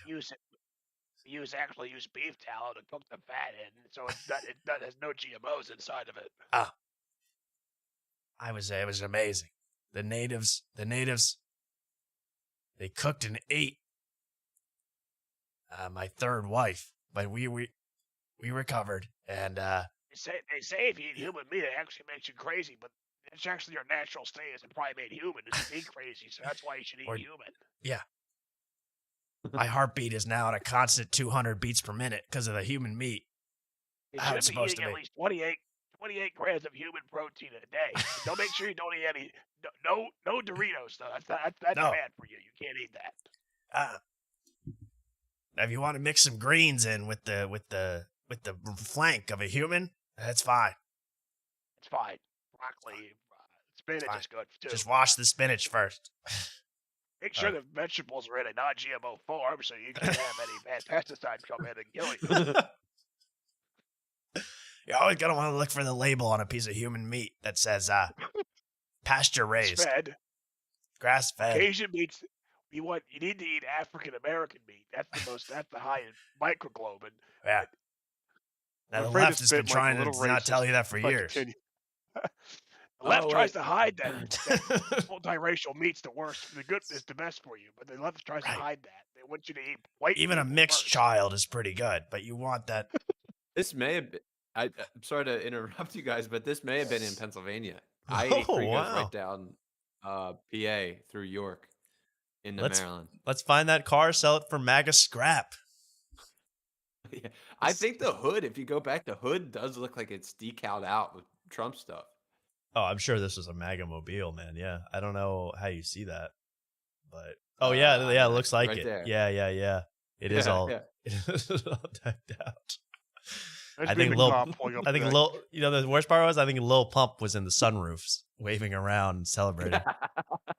Would you rather drive and crash in that car or the Jack Doherty Lambo? True, I don't know. I want Jack Doherty in these roads. Jack though. I Doherty know that. Lambo, probably. I want the Lambo. But this is amazing. That was the mega. I don't really know how to drive in snow, by the way, as Ted's saying. I don't really know. Like when the car starts, I know you drive slow, and these guys are driving way too fast. But once you start to slide, what do you do? Where do you turn? I never understood that. Do you turn into where you're going, away? I've never known. I think you just de-escalate. You just let go of the wheel. I think I could be completely wrong, and you might die from Let God take over. Just maybe. You keep it straight. Keep turning the wheel, hoping it'll catch a non-icy spot, but. So it doesn't matter which way you turn. I thought you had to like turn it into the drift. Well, no, I mean you want to turn it to hopefully go to safety, but no, you're trying to turn it to get out of the a slick spot. But here you're like skidding. I mean, this may be. I think the whole road's a slick spot. Yeah, that's true. Once you start skidding, though, I find it very hard. I don't know how you get out of it.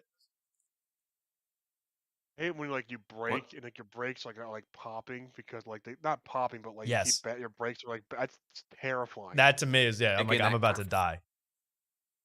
If I hear that noise. That happened to me once, and I was actually kind of sick.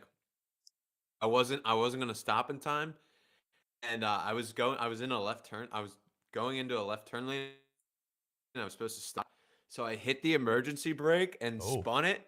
And it was actually kind of sick. I just hit an awesome U-turn. Damn, we needed a dash cam. We needed a little Tokyo Drift. Yeah. Except then I couldn't get the emergency brake off, so then I was just kind of stuck. You were stuck, but still, it was cool. I've never. It was cool when I hit it. The last time I lost control, luckily, like I literally the car like went side. It like started to skid, and then it. Thank God, there was a giant snowstorm, so there's a giant snow bank. It just hit a bunch of snow and like. Pinballed off and was okay. Not even a big dent. Not a dent at all. But I was like, I could have, if I was anywhere else, I could have died. I hate driving in the snow. No one do it. Don't go out if it's snowing. Agreed. It's not worth it. You know, whatever your job is, it's not worth it. I'm telling you. I'm happy now because I have a SUV now, so it's kind of better in the snow. Because I used to have sedans and they were horrible. Right. You will crush and kill other people, not the other way around. Right. Exactly. I'm always worried. I have such a Mark and I have the same type of car. I think a little sedan. I don't want to dox you, Mark. Yeah, but only driven a Toyota Camry my entire life. I think I've driven a Camry like 90% of my life, and it's been beautiful. No, I meant like the car that's my car. You have the same car. It was a Camry. Yeah. It was a 2002, and then I bought a 2018. Right. Sort of stuff. I'm saying I've driven a Camry almost the entire time, too.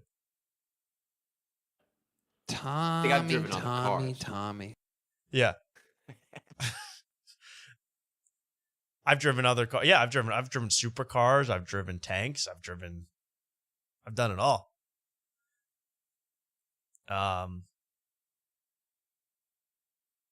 And I've crashed them all. I do miss my 03 Lancer. That was a great car. The Lancer, wow. I'm not trying to stereotype it. That is a black car, isn't it?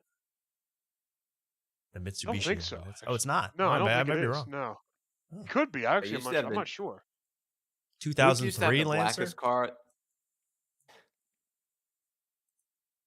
Is it the blackest car? Is it the whitest car? Well, no.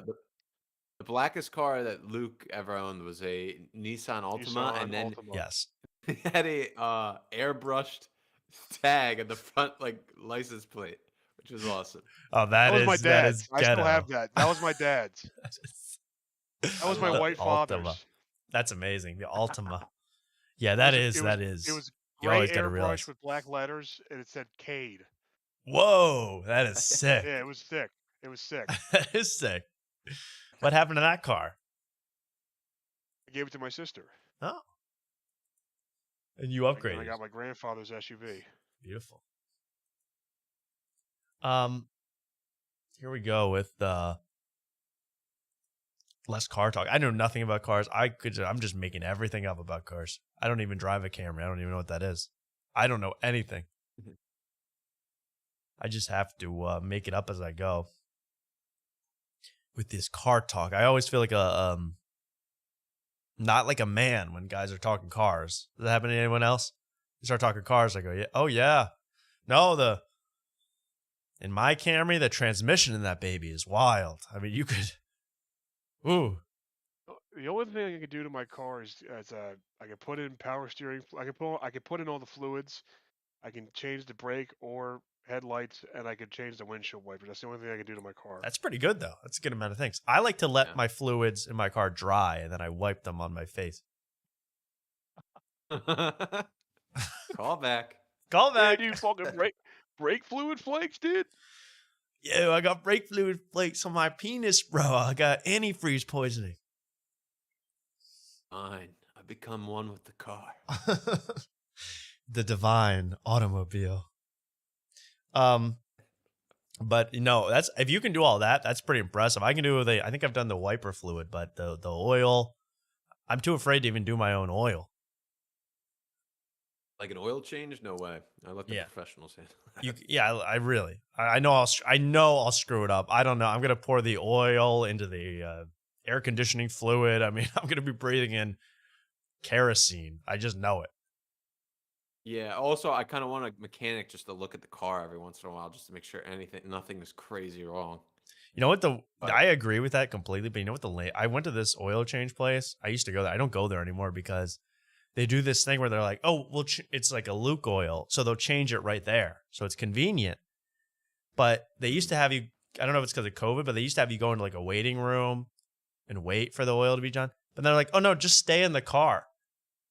So now I feel like a little girl, and all these men are working on my car. I'm just sitting in it, like, listening to Jimmy Fallon and Meghan Trainor's holiday hits as they do up as the men take care of my automobile. I feel like such a girl. I can't even go there anymore.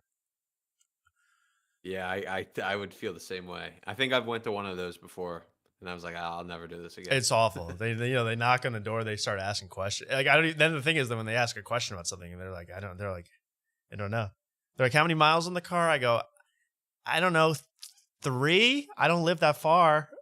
But then they tell me it's a lot more than that. But I think I might have told this story before on the show, but at one time I had to bring in my car and I needed my power steering line replaced, and it was a $500 job. Mm-hmm. The guy it was some mom and pop place. My dad knew the guy. He was friends with the guy. He said it was going to take one day. It took a week. I didn't have my car for a week. I was so mad. Right. I finally got my car back and I paid the $500.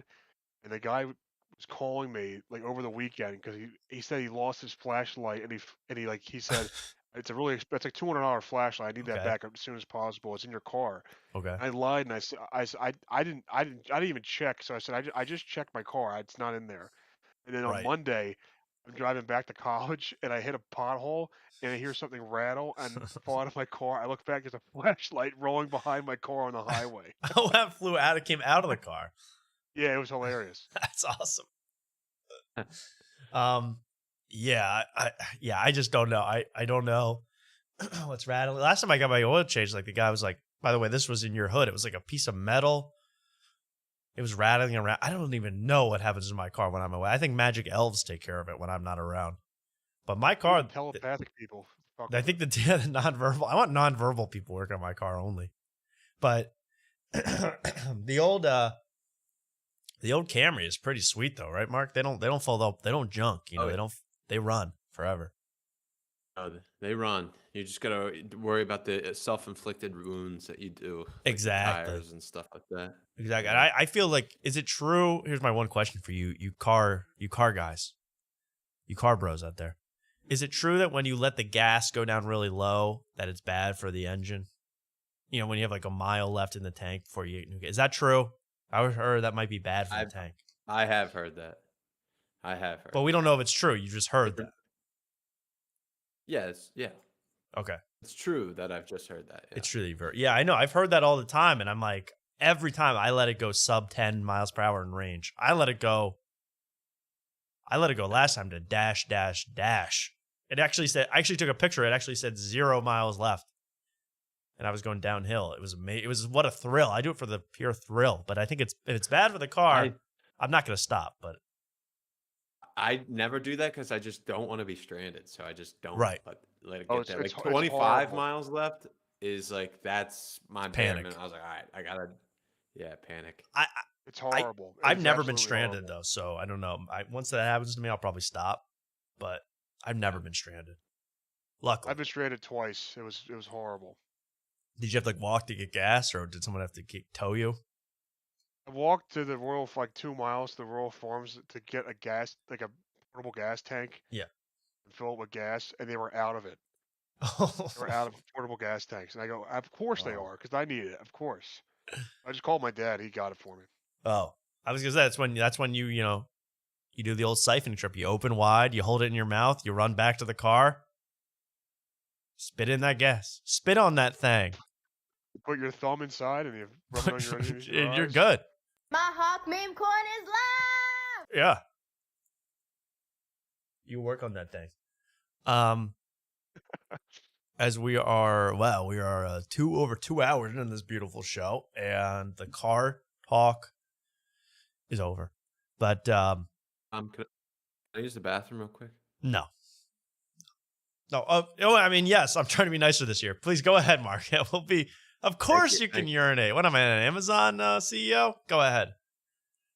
Urinate, defecate, whatever you have to do back there. Do both. You on your period? Go ahead, Mark. Oh, he's gone. Okay. Yeah, that's it's really crazy stuff. And then Luke, how is the what did that? I didn't mean anything. That crazy stuff line.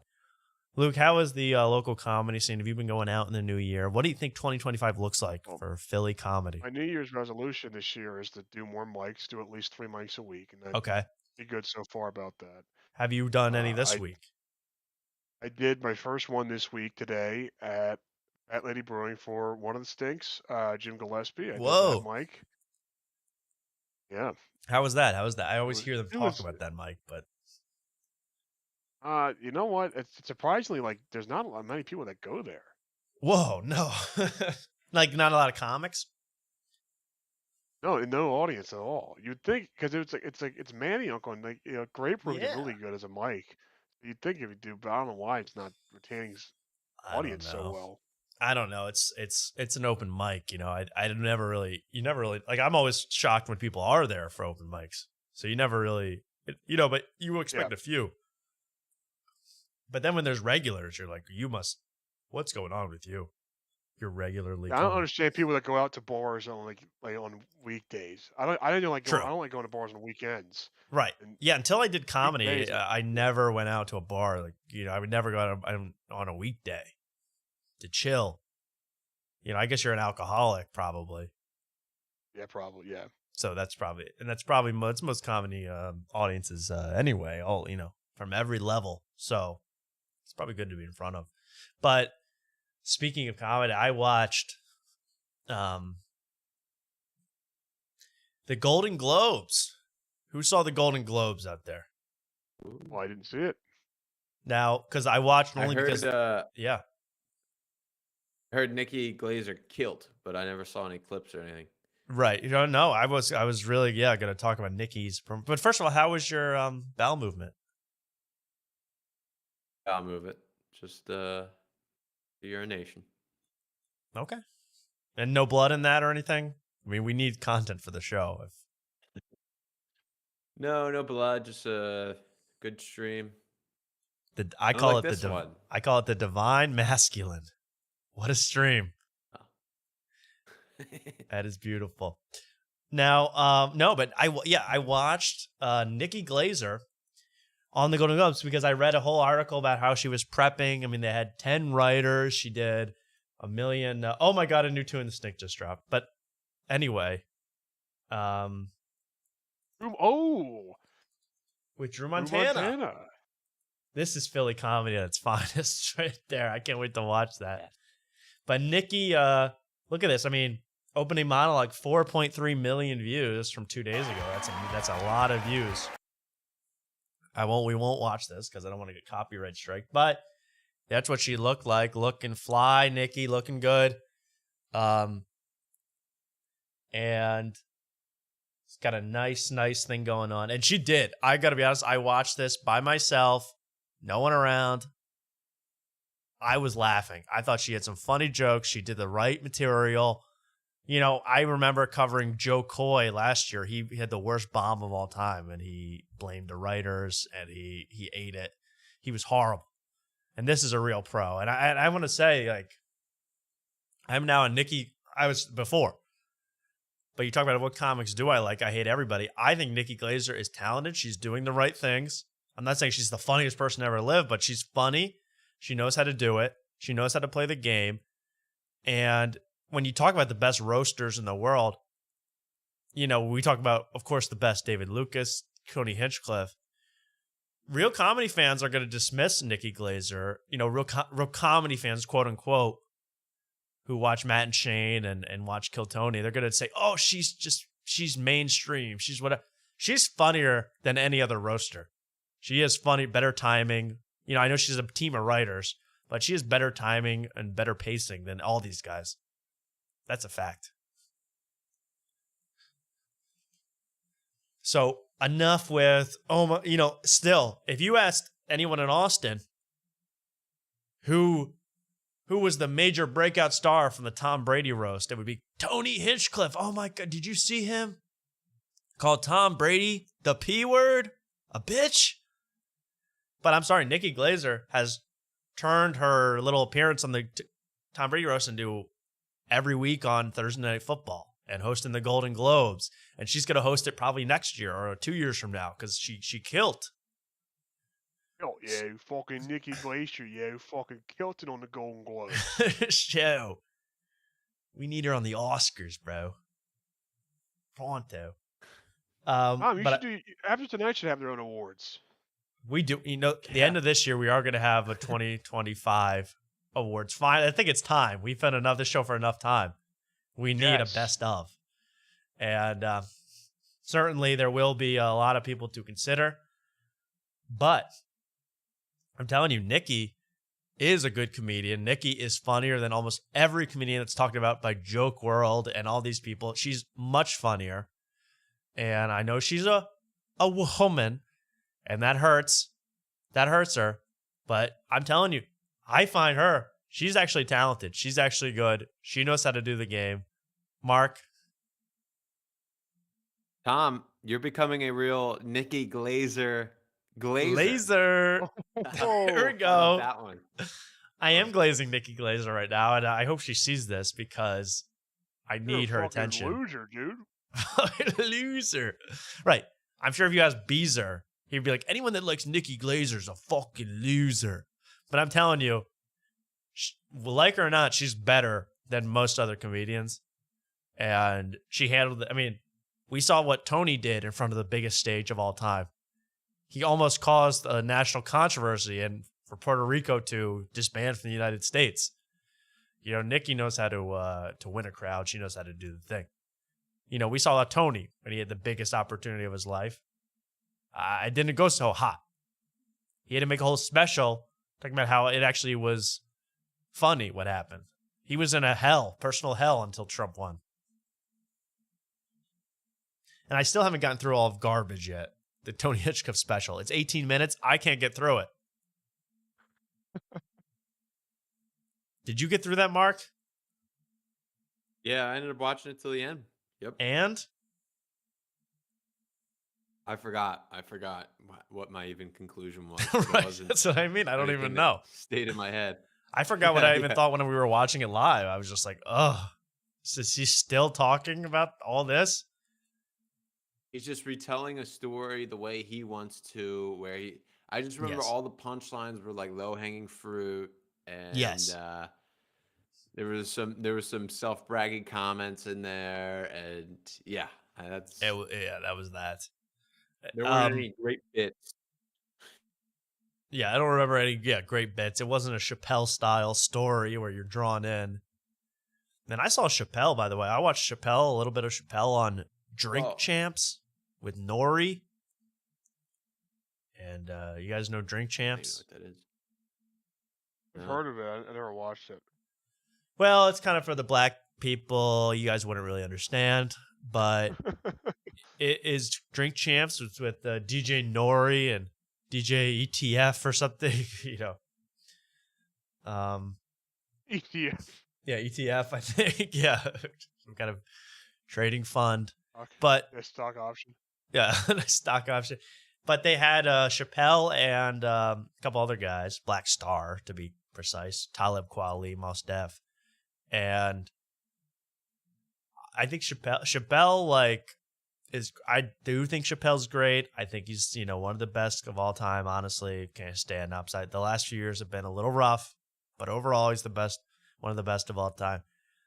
But I think he must be drunk. Every time I see him, he's drunk and rambling.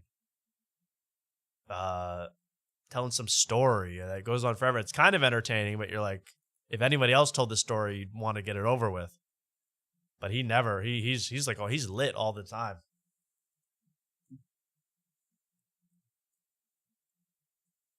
And that was in D.C. in the 2005, and we were there. And it was a different city back then. Craft and comedy. Yeah, we was working on comedy. And this motherfucking Nick DiPaolo was there. And, we would go up and talk on stage. And then we'd get off. And we'd hang out. And then we'd go home. And that was kind of the thing we would do. And, they don't really do it like that anymore. That's comedy, man. Man, that's working on our craft. Man, we would write down ideas and then we would do them on stage, and it was our thing. It was what we did. Some of us would use pens, the other ones would use pencils. Hey, didn't matter what she used. Comedy, man. I knew a dude used a word processor to write down all his material. Print it out. Nothing wrong with that. Everyone has a different process. Nothing wrong with that. But then I was with Bradley Cooper, and he was telling me that's the Dave Chappelle story in a nutshell. I love Dave, but yeah, he rambles on a little bit, and it's all about starting in comedy. Now he's earned it. Unlike a lot of people, but hard to get through Drink Champs, I'll tell you that. Mark, you want to say anything anti-Chappelle before we move on? No, I love Chappelle. But never say a bad word. Are you booked in Ohio at his club? Oh, no. But I am. Did I ever tell you this little factoid that my best friend, her godfather is Dave Chappelle? Wait, your priest's best friend? What? Who? My cousin's best friend, her godfather is Dave Chappelle. I have a godson, and he was doing comedy since he was born. You never seen anything like it. He has a cousin who has a friend, and this guy's a killer. Let me tell you that about doesn't add up, Wellborn, man. Rob Stanton went over his apartment, gave him beer and lunch. That's what comics used to do. They used to share things. That's what we used to do. We used to eat lunch together on the couch, sitting telling jokes. I mean, we used to leave stains in a brother's couch that would never go out. I mean, that was I think. Fuck your couch. Fuck your couch. Fuck your couch, nigga. Fuck your couch. And thank you to everyone in the chat saying they can get me an interview with Nikki Glazer. I would love to do that. Now, do you guys think she's attractive? More importantly. No. Not me personally. Okay.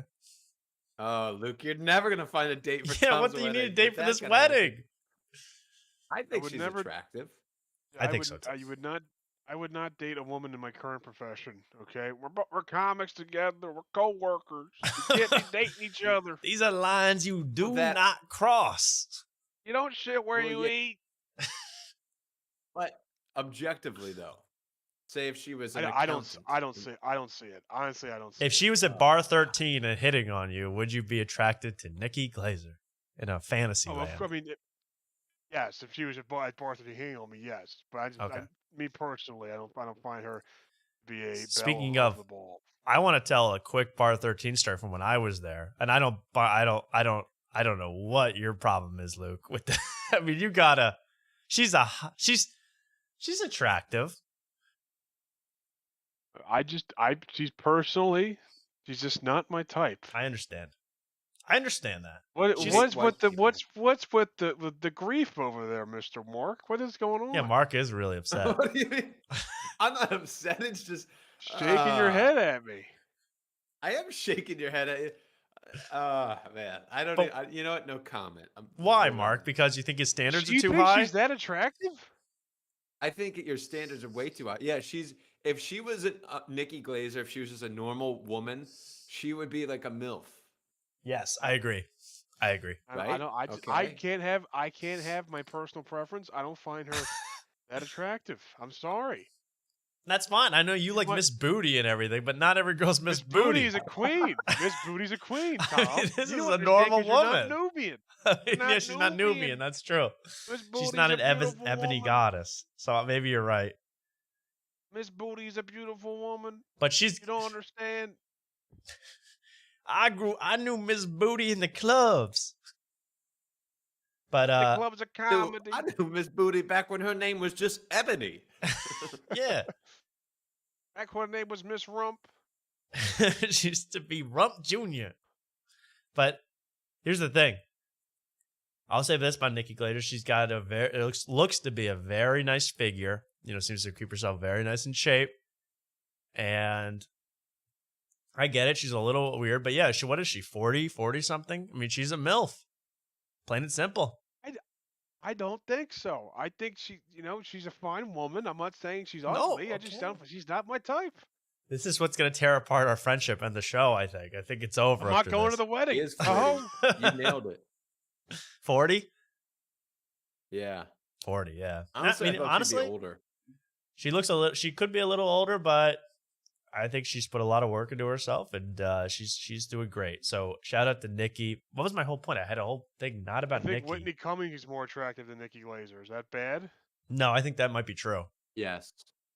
Okay. You think that's bad, Mark? I disagree.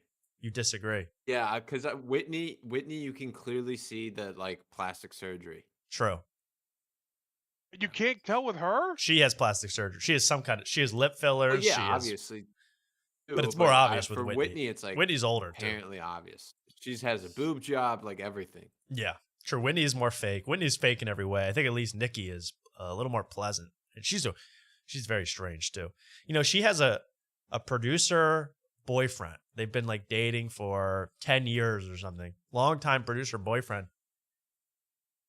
She lets him. I think this is true. She lets him date other women, see other women. She lets him, the old open relationship. But it's not open from her end. It's only open for him. Oh. It's kind of interesting. Interesting. He lets her, she lets him bang other women, but she doesn't. That's what I read a whole article she was talking about. It was pretty interesting. But okay, who do you think's more attractive between these women? Okay, who do you think's more attractive? Annie Letterman or Nikki Glaser? Wow, that's interesting. Let's pull up a pic of Annie Letterman. I think Annie Letterman's more attractive than she is. Yeah, I don't know how to find the right picture of Annie Letterman.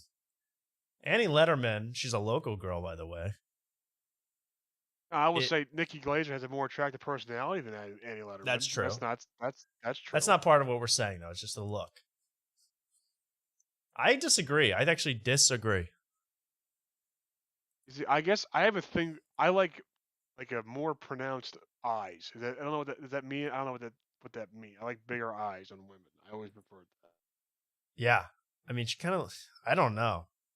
She's she does have a kind of attractiveness to about her in a weird way, but it's not. I would still pick Nikki Glaser, Mark. I hated you. I picked Nikki Glaser mainly because my ex I thought looked a lot like, if I had to pick a celebrity that my ex looked like, it was Annie Letterman. Oh. Which is a very low level celebrity, but still, they look very similar. So it's kind of a turnoff. I'm going Nikki Glaser. All right, Nikki. We're doing Nikki. Here she was with Brendan Schaub. That should take her down a few points, but there she is. Oh, she did the whole truck walk. Was that her? That whole Brendan Schaub thing? It was her. Yeah. Yeah, I think so. Yeah, I'm sure she slept with everybody, Brendan Schaub. No, allegedly. But she is kind of funny and she's okay. But I think she's kind of like a trashy hot sort of. Yeah. It's kind of how I read her. You don't agree with that, Luke? It's a very big compliment. You're Yeah, hot, I know. but I think you're that is a lot of. I trashy mean, hot. that's true. She is. I think she looks good like it. I mean, look I at think this that's outfit. what she's going for. This is trashy hot Yeah. right here. That outfit is trashy hot.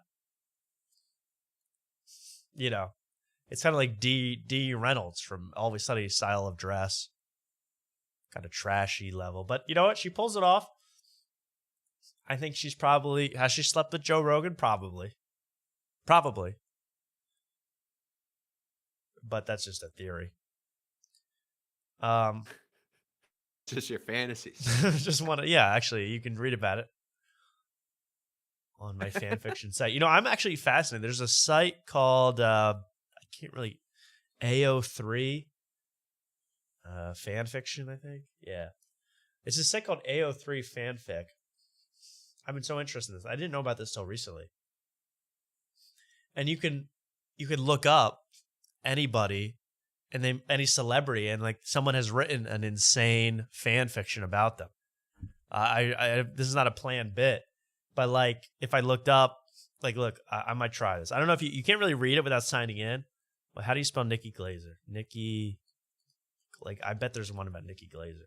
Yeah. Look, yeah. Here we go. Studies in sunlight and... Oh, wait, that's computer. Studies in sunlight and stiletto neuroses. I don't know how this says Nikki Glazer in it, but I'm going to read this later. I mean, this is fascinating to me. But like Tired Joe... of being a whore, Tangerine says. Yeah. I'm tired of being a whore.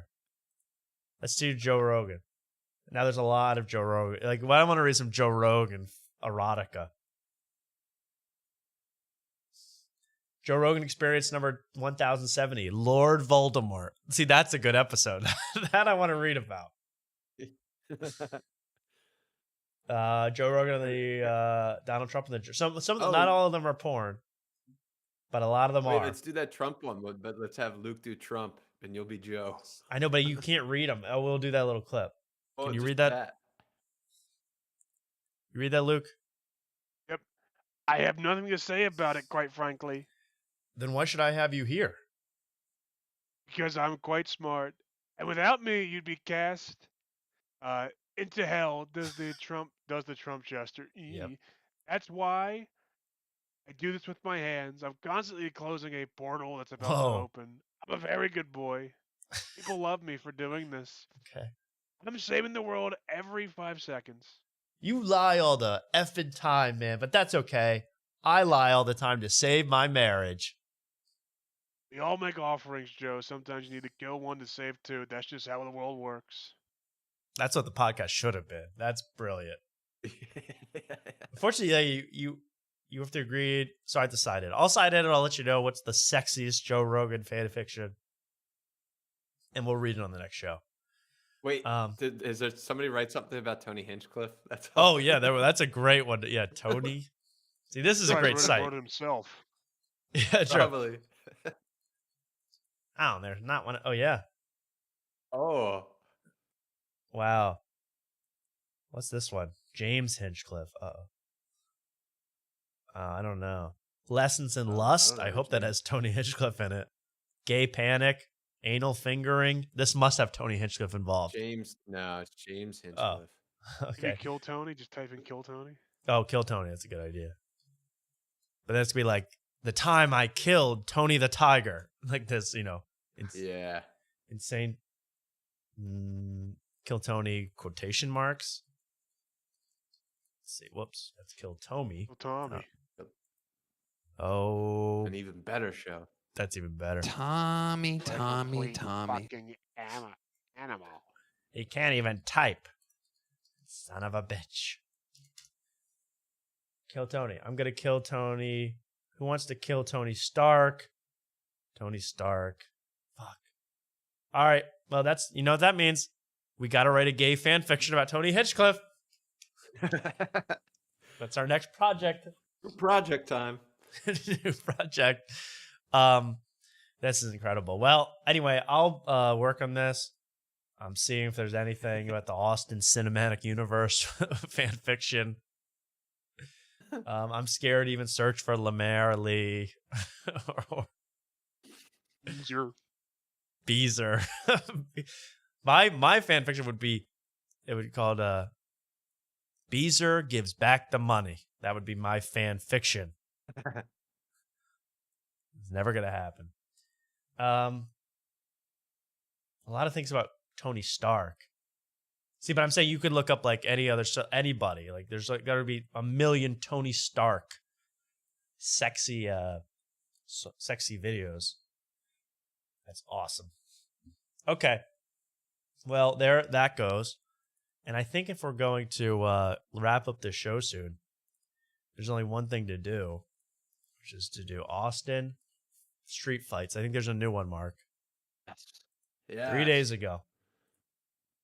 Were you here? Oh, there's a multiple. Oh, okay, I haven't seen any of these. This is perfect. This stopped getting recommended to me. I saw the guy, but I did not see it in action, so I don't believe I'm in the back of any of these. Well, let's start with 12:22 because it's a short one, 45 seconds. This is how long the show. Uh-oh.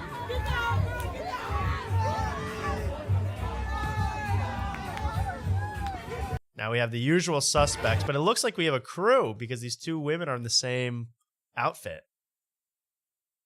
Same overalls with stars on them. Into bar crawl. It's a That's damn... how they always end. This is a bar crawl. Crawling home. Oh, but...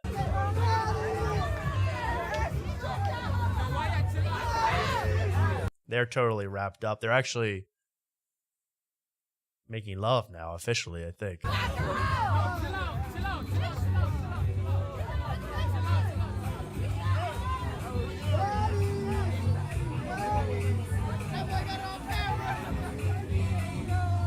Oh.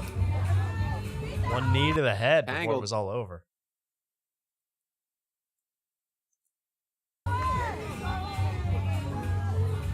Oh, look at all those Edgars. All those pretty little Edgars, Mark. You need your hair like this. That could have been me. Especially this guy with the chain with the receding Edgar. He's got a receding Edgar. And the E40 glasses. Yeah. It's true. He's got a little soul patch. Not a soul patch, but a Billy Goat's beard there. That's beautiful. All right. That was one simple fight, guys, but that was the holiday season, 3 days before Christmas. Let's watch this next one. You're getting coal in your stocking. Yeah, Santa's not going to like that. Though he is into chicks wrestling. Okay, so I already see. We got a wig down, weave on the ground there on the left. Do you see that? A full spider, stomp spider there on the left. That's a weave. Whoa. Okay.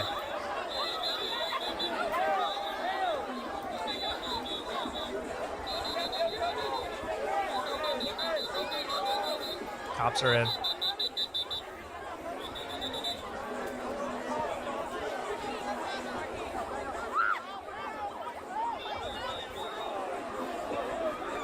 Is that it?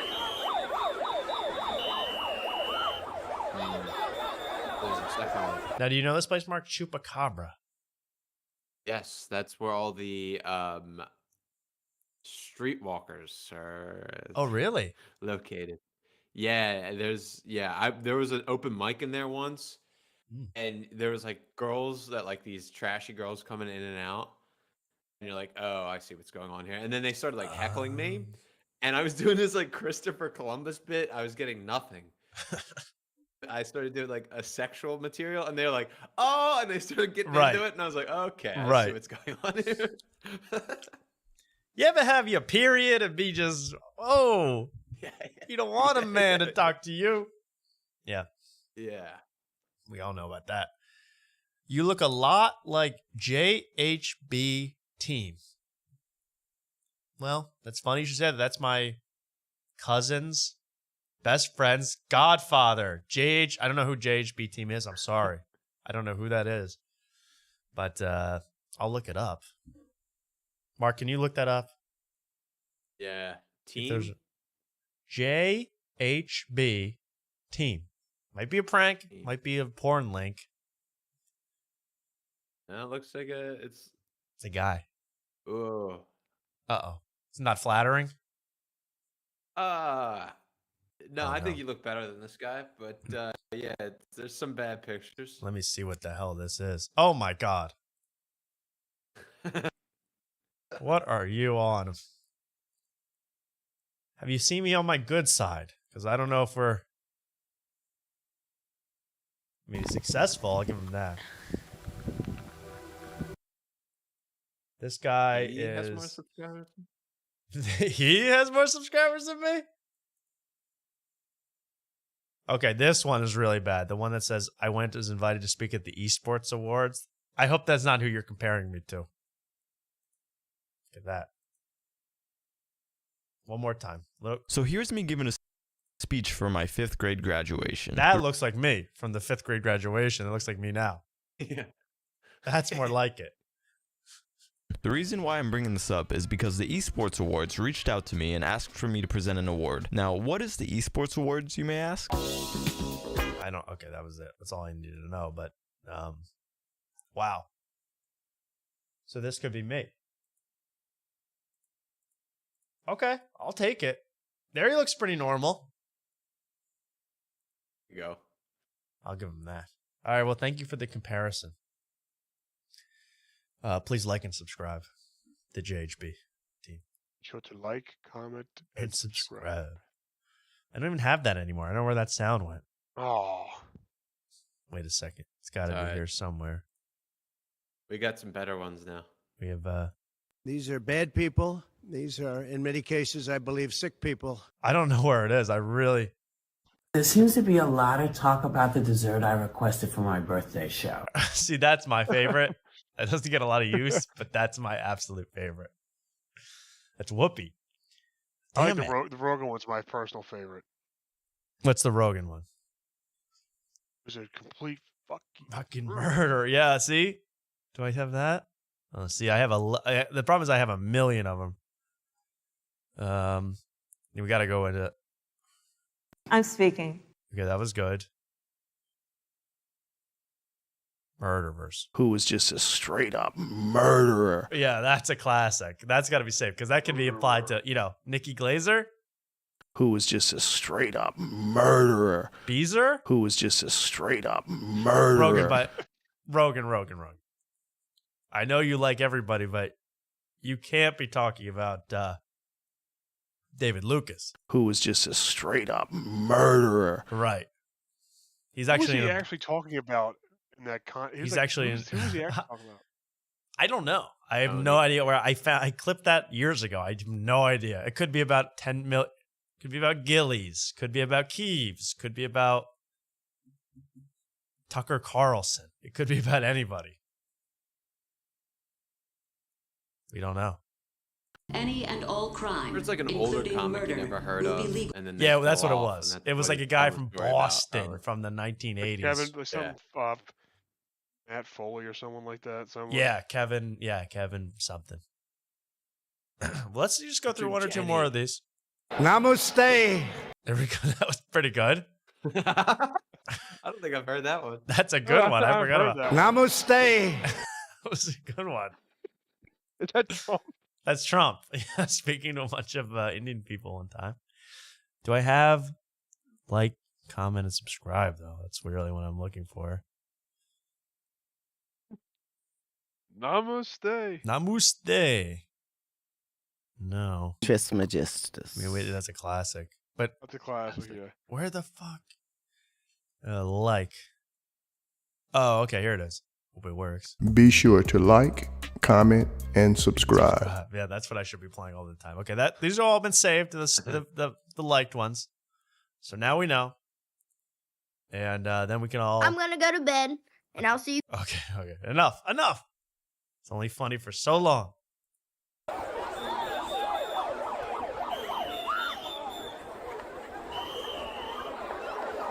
Horses. You ever watch that full video of Trump talking in India? That's where he does the Namaste. Yeah, I've seen a clip of it, not the whole thing. I should send you a clip of it, and can you play it, please? Yes, please. I would love to. Anything where he's talking to the Indian people, I would love. Big controversy right now. Trump and the Indian people. But I know he supports them, and he'll never give them up. Namaste. I'm sending it to you directly. Okay, here we go. Oh, okay, this is going to be good. Donald Trump mispronounces something. And hello to India. This is such a great honor. This is the country where your people cheer on some of the world's greatest cricket players, from Sachin Tendulkar to Virat Kohli. I believe that the United States should be in. That's amazing. Look at how good Trump looks. A lot different back then. Look at his look, right? That's a classic Trump. Trump is, the thinning hair. We kind of forgot how insane this look is. It looks more like full in the face. Yeah, he's fatter and he's got bigger hair. I don't know if he went on Ozempic, but one more time. Some of the world's greatest cricket players, from Sachin Tendulkar to. And his lips like magnify in size as he's saying this. I know. Tuchin. Tendulkar Kuvala Tuli. Yeah, it is. Some of the world's greatest cricket players, spell he's casting. from Sachin Tendulkar to Virat Kohli. I believe. And yeah, Ivanka loves those names. Mm-hmm. Great players. Great, we love them. Namaste. Namaste. Anyway, that was beautiful. Okay, well, this fight's over. Let's watch one more fight. Come on, guys. You want to watch fight breaks out on the 3rd mark or fight breaks out on the 4th of 2025? Let's see. Both have women involved. Okay, let's go with the 4th. The 3rd we were doing, so the 4th. Okay, the 4th. Here we go. Oh, even I recognize this bar. This bar's been in a lot of them. That's because that's the bar where they host Kiltony. Oh, this is Poor Choices. This is Poor Choices right there on the door. And I see a lot of horrible decisions being made. Not, the biggest, that orange fluffy jumpsuit that guy's wearing.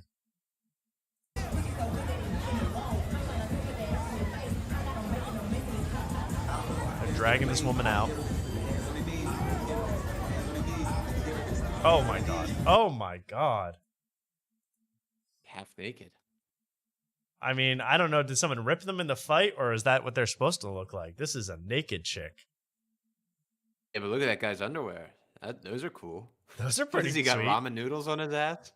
Hey, yo, Mark, why are you looking at his underwear instead of the lady's ass, bro? Pause. Hey, yo. Hey, yo. You got a chick with a whole rump out. And you trying to figure out his underwear. Yeah, what is that? That is like a ramen noodle stripe in the middle. Right? Yeah, I don't know what the hell's going on. Looking good though, sir. Looking good.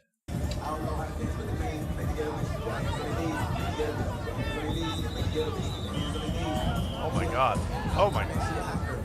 Hammer curl. Hammer fist. Oh my god. I think you could see hole there if you really looked. Probably.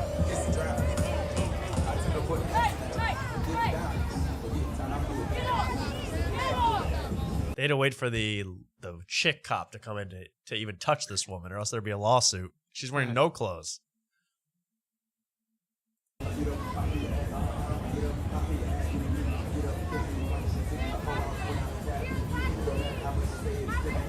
Oh wow. I mean, Wow. She's like a stripper at that point. Yeah, they say pay on her titties. And those, I hope, is she a she gets paid to do this? I don't know about that. I mean, it isn't a strip club, so she's probably trying to work her way up. This is the open mic circuit. Of she's waiting for her name to get called at the real club. Yeah. 100 other gross looking women. They probably all live in their vans too, their cars. Probably.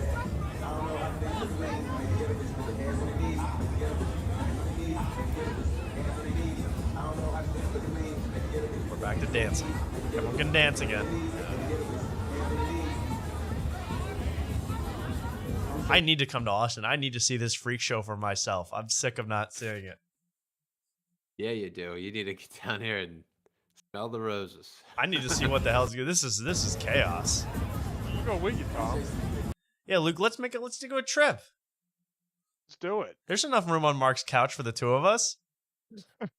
There is. It's a sectional. And then you'll get separate. that.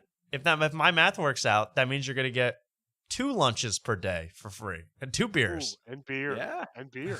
That's a good old time. No, let's plan this. Let's go to Austin. I want to go on the weekend. I don't care about Kill Tony or anything. I want to go to see this freak show here. And I want to actually, I do want to stay for Monday night though, just to see the signups. I want to see. Oh yeah, we got to see Kill Tony for down there. Yeah, we do. Yeah. Come on. Stay for the madness. All right, we'll stay for it all. Well, let's go this year.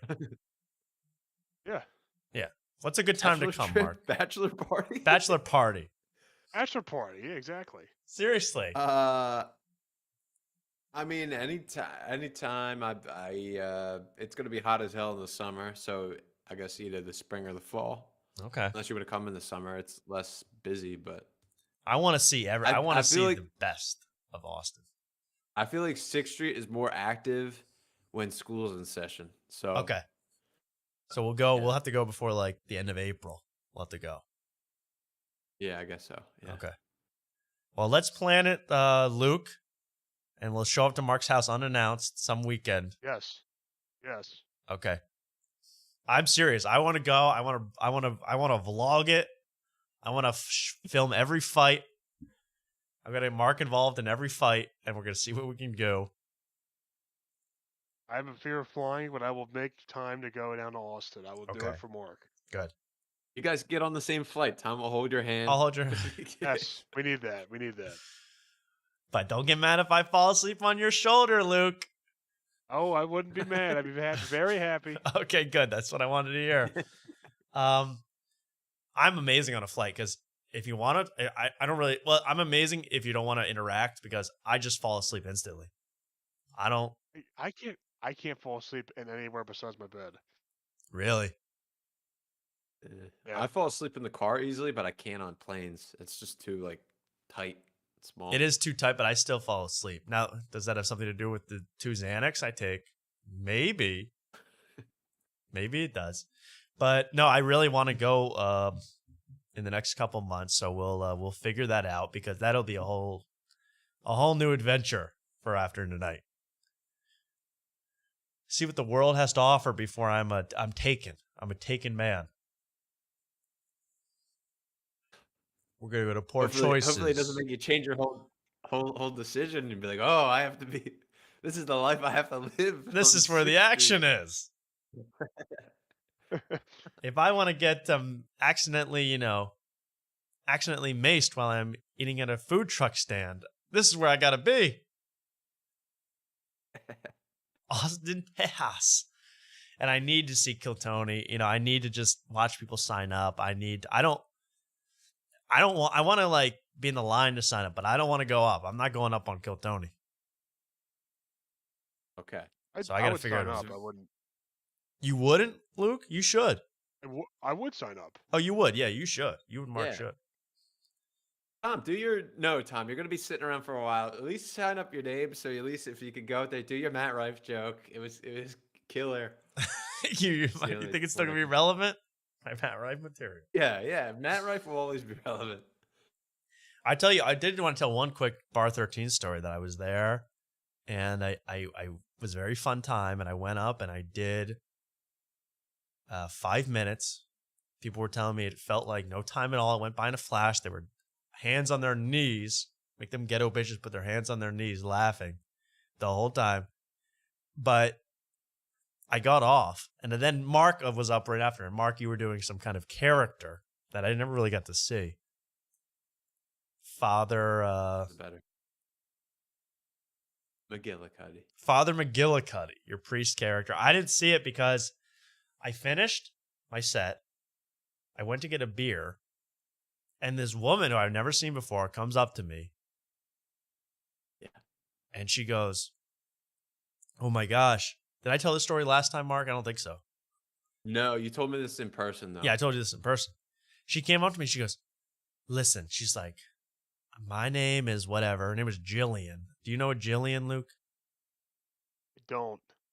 She was, "My name is Jillian," and I didn't know if she was hitting on me or what, but she's going like, I just love comedians. I love to work with comedians. I was working with Jake Matera when he was coming up, and I'm like, he's still coming up, isn't he? I don't think he's emerged yet. I'm not saying that as a diss to Jake Matera. It was funny how she was saying it. What did she look like? Well, this is the thing. Okay, she was a little older. She's probably in her 30s. White woman. Boo! And she was there. And anyway, she's like, "I've worked with these people, these comedians, and I thought you were really," I don't know if she was drunk or high or what, but she was like, "I think you were really good up there. And I really liked," she's like, "but I just had one thing to say, if that's okay." And the whole time I want to leave. I want to get back to watching Mark and doing all that. And she's going, "I just have one, like, if you don't mind me giving a suggestion." And I'm too nice to say, "Please get away from me." So I was like, yeah.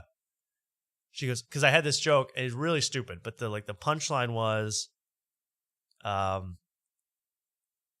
having to smoke menthol cigarettes every day. Like, that was the punchline. So she goes, "When you said that thing about menthol cigarettes, what if instead of menthol cigarettes, you said, or maybe blunts, and then you asked the audience, which would they prefer, blunts or menthol cigarettes?" She said, "Because I know which one I would choose." And this is going on for like 3 minutes now. I'm like, oh my God. It just keeps going. Oh, that's an interesting idea. It's the worst idea I've ever heard. I'm like, "Oh yeah, maybe. I don't know." I was like, "I really haven't done it. I don't know." She's like, "But you try that out and you let me know. And I think you can do it, but you really, I just think you need to take advice because we're artists and we talk to each other and artists kind of work together on things." And at this point I look down and she's got, she had she had D's on her chest. Double D's. If this was a pass-fail, she passed, and she had big D's. Big breasts. And they were heaving out, and I was like, whoa, I was taken aback. And then I walked away, and I'm still thinking about those boobs, obviously. You said consent is mandatory. I said consent is mandatory. Get the hell away from me. My menthol cigarette joke is gold. It's never being changed. Started to scream for help. But I couldn't, but it was like these insane people you meet. It was insane. And she made me miss all of Mark's set. I walked by, he said one final thing, and the crowd went crazy, and then you were off. Well, that's what happens. No, the same kind of thing happened to me, except it was somebody I knew was talking my ear off about religion, and I was trying to listen to Dan DePrio's set, and I just couldn't. I can't listen to two things at one time. I just can't do it. Was it Tay? Yep, you guessed it. Yep. Here's the other thing. You guys know Tom Levy. This is a final little story. Yes. He was We're there. gonna end on Tom Levy. Oh my yes, God. This is huge. This is funny though, because Chris Dolan was there, who I love. Chris Dolan. Everyone go see Chris Dolan. He's hilarious, nicest guy. And after I did my set, he's like, I tried to listen to your set, but the whole time, Tom Levy was telling me about how he got screwed in Philly's Funniest 2 years ago. 2 years ago. 2 years ago. That to me that made me laugh harder than anything. Joke.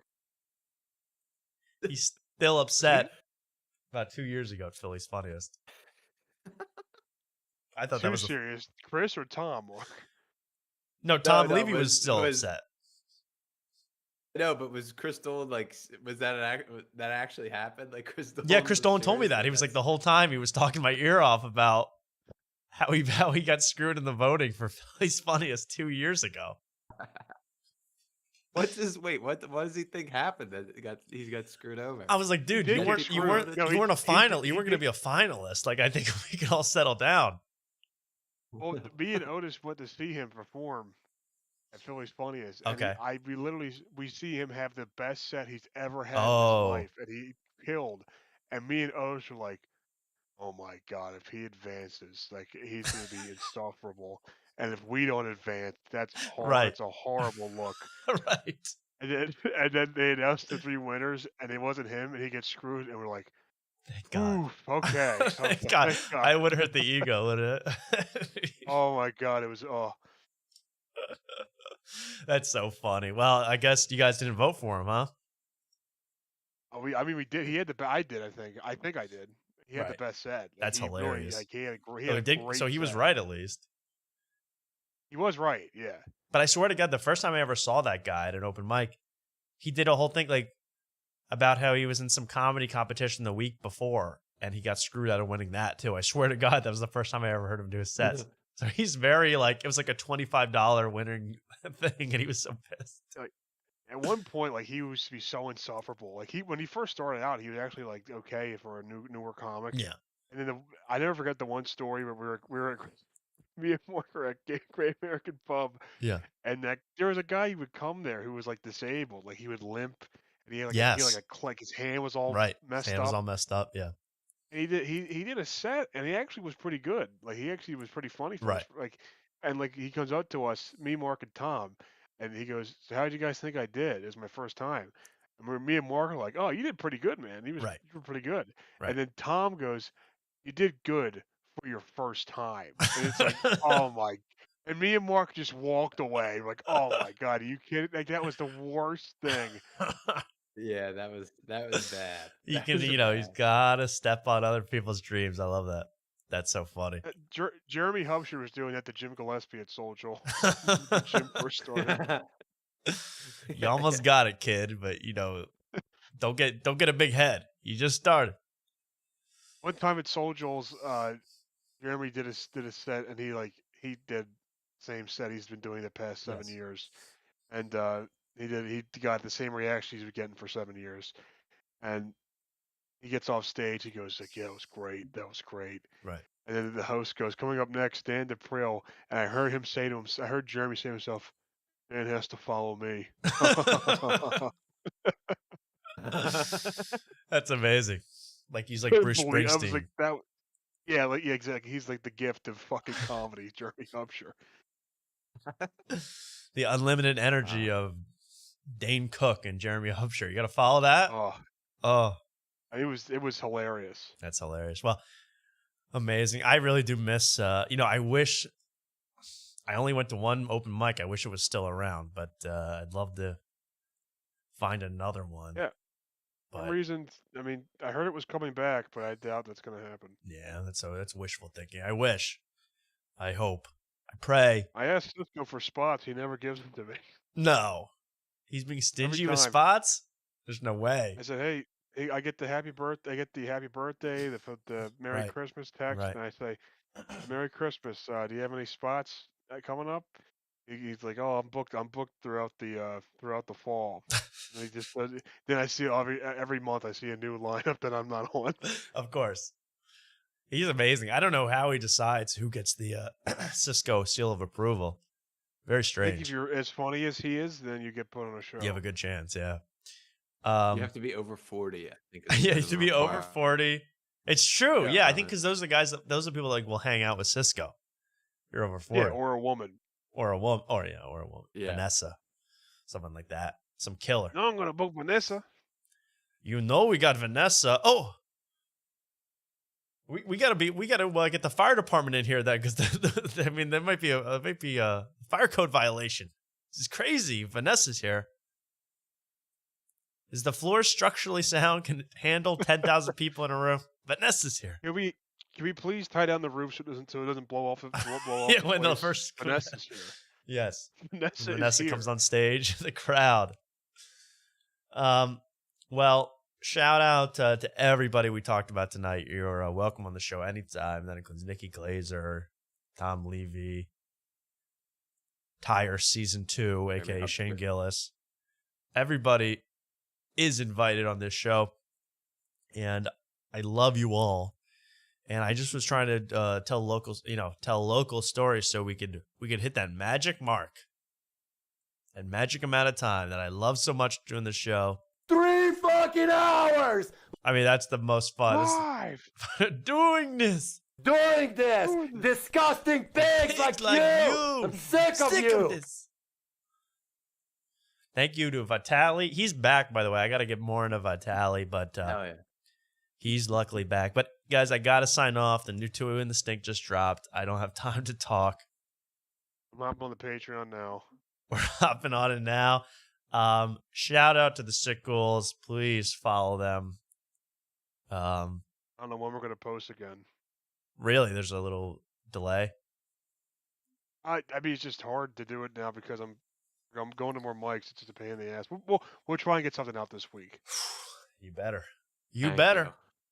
What is Mark paying Thank for? you. Seriously. We need that. We need that stuff. No, but that was great. Thanks for calling in, Luke. It was great to hear from you, and we'll talk to you some other time. See you, Mark. See you, Luke. Take care. See you, Luke. Hey, Mark. See you, Tom. And Mark, your final words to the audience. Anything you want to promote? Anything you want to talk about? I mean, I think it's been.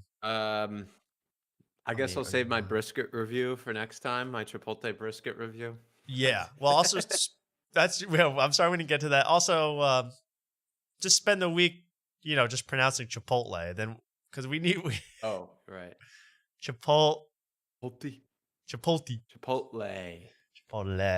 No, I like the way you say it. Say it any way you want. That's how they say it in Texas. Chipotle. Yeah. Chipotle. Well, I hope the brisket was good, but don't tell me. Don't tell us. I took pictures. Don't worry. I know. I was so excited to find out. But we'll be back soon. Not this weekend, but we will be back on Tuesday night with a full brisket review from Mark. Yes. And that's pretty much it. That's going to be the whole show. No. We're going to have a blast of a show, an absolute rager of a show. Someone in the chat saying, WTF. I know. I couldn't believe the show was this good either.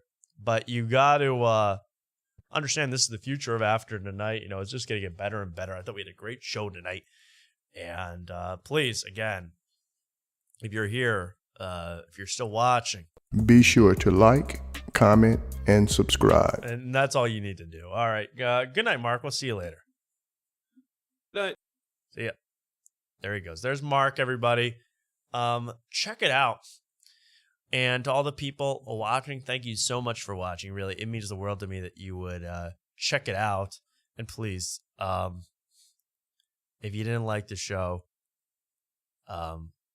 stick it. How about that? Stick it. No, I'm just kidding. Enjoy yourselves because we will be back 1 week from now. I have a lot of stuff to release. I mean, this is just the beginning of After Night. Sketches, sexy ladies in erotic outfits. I mean, you're going to see it all.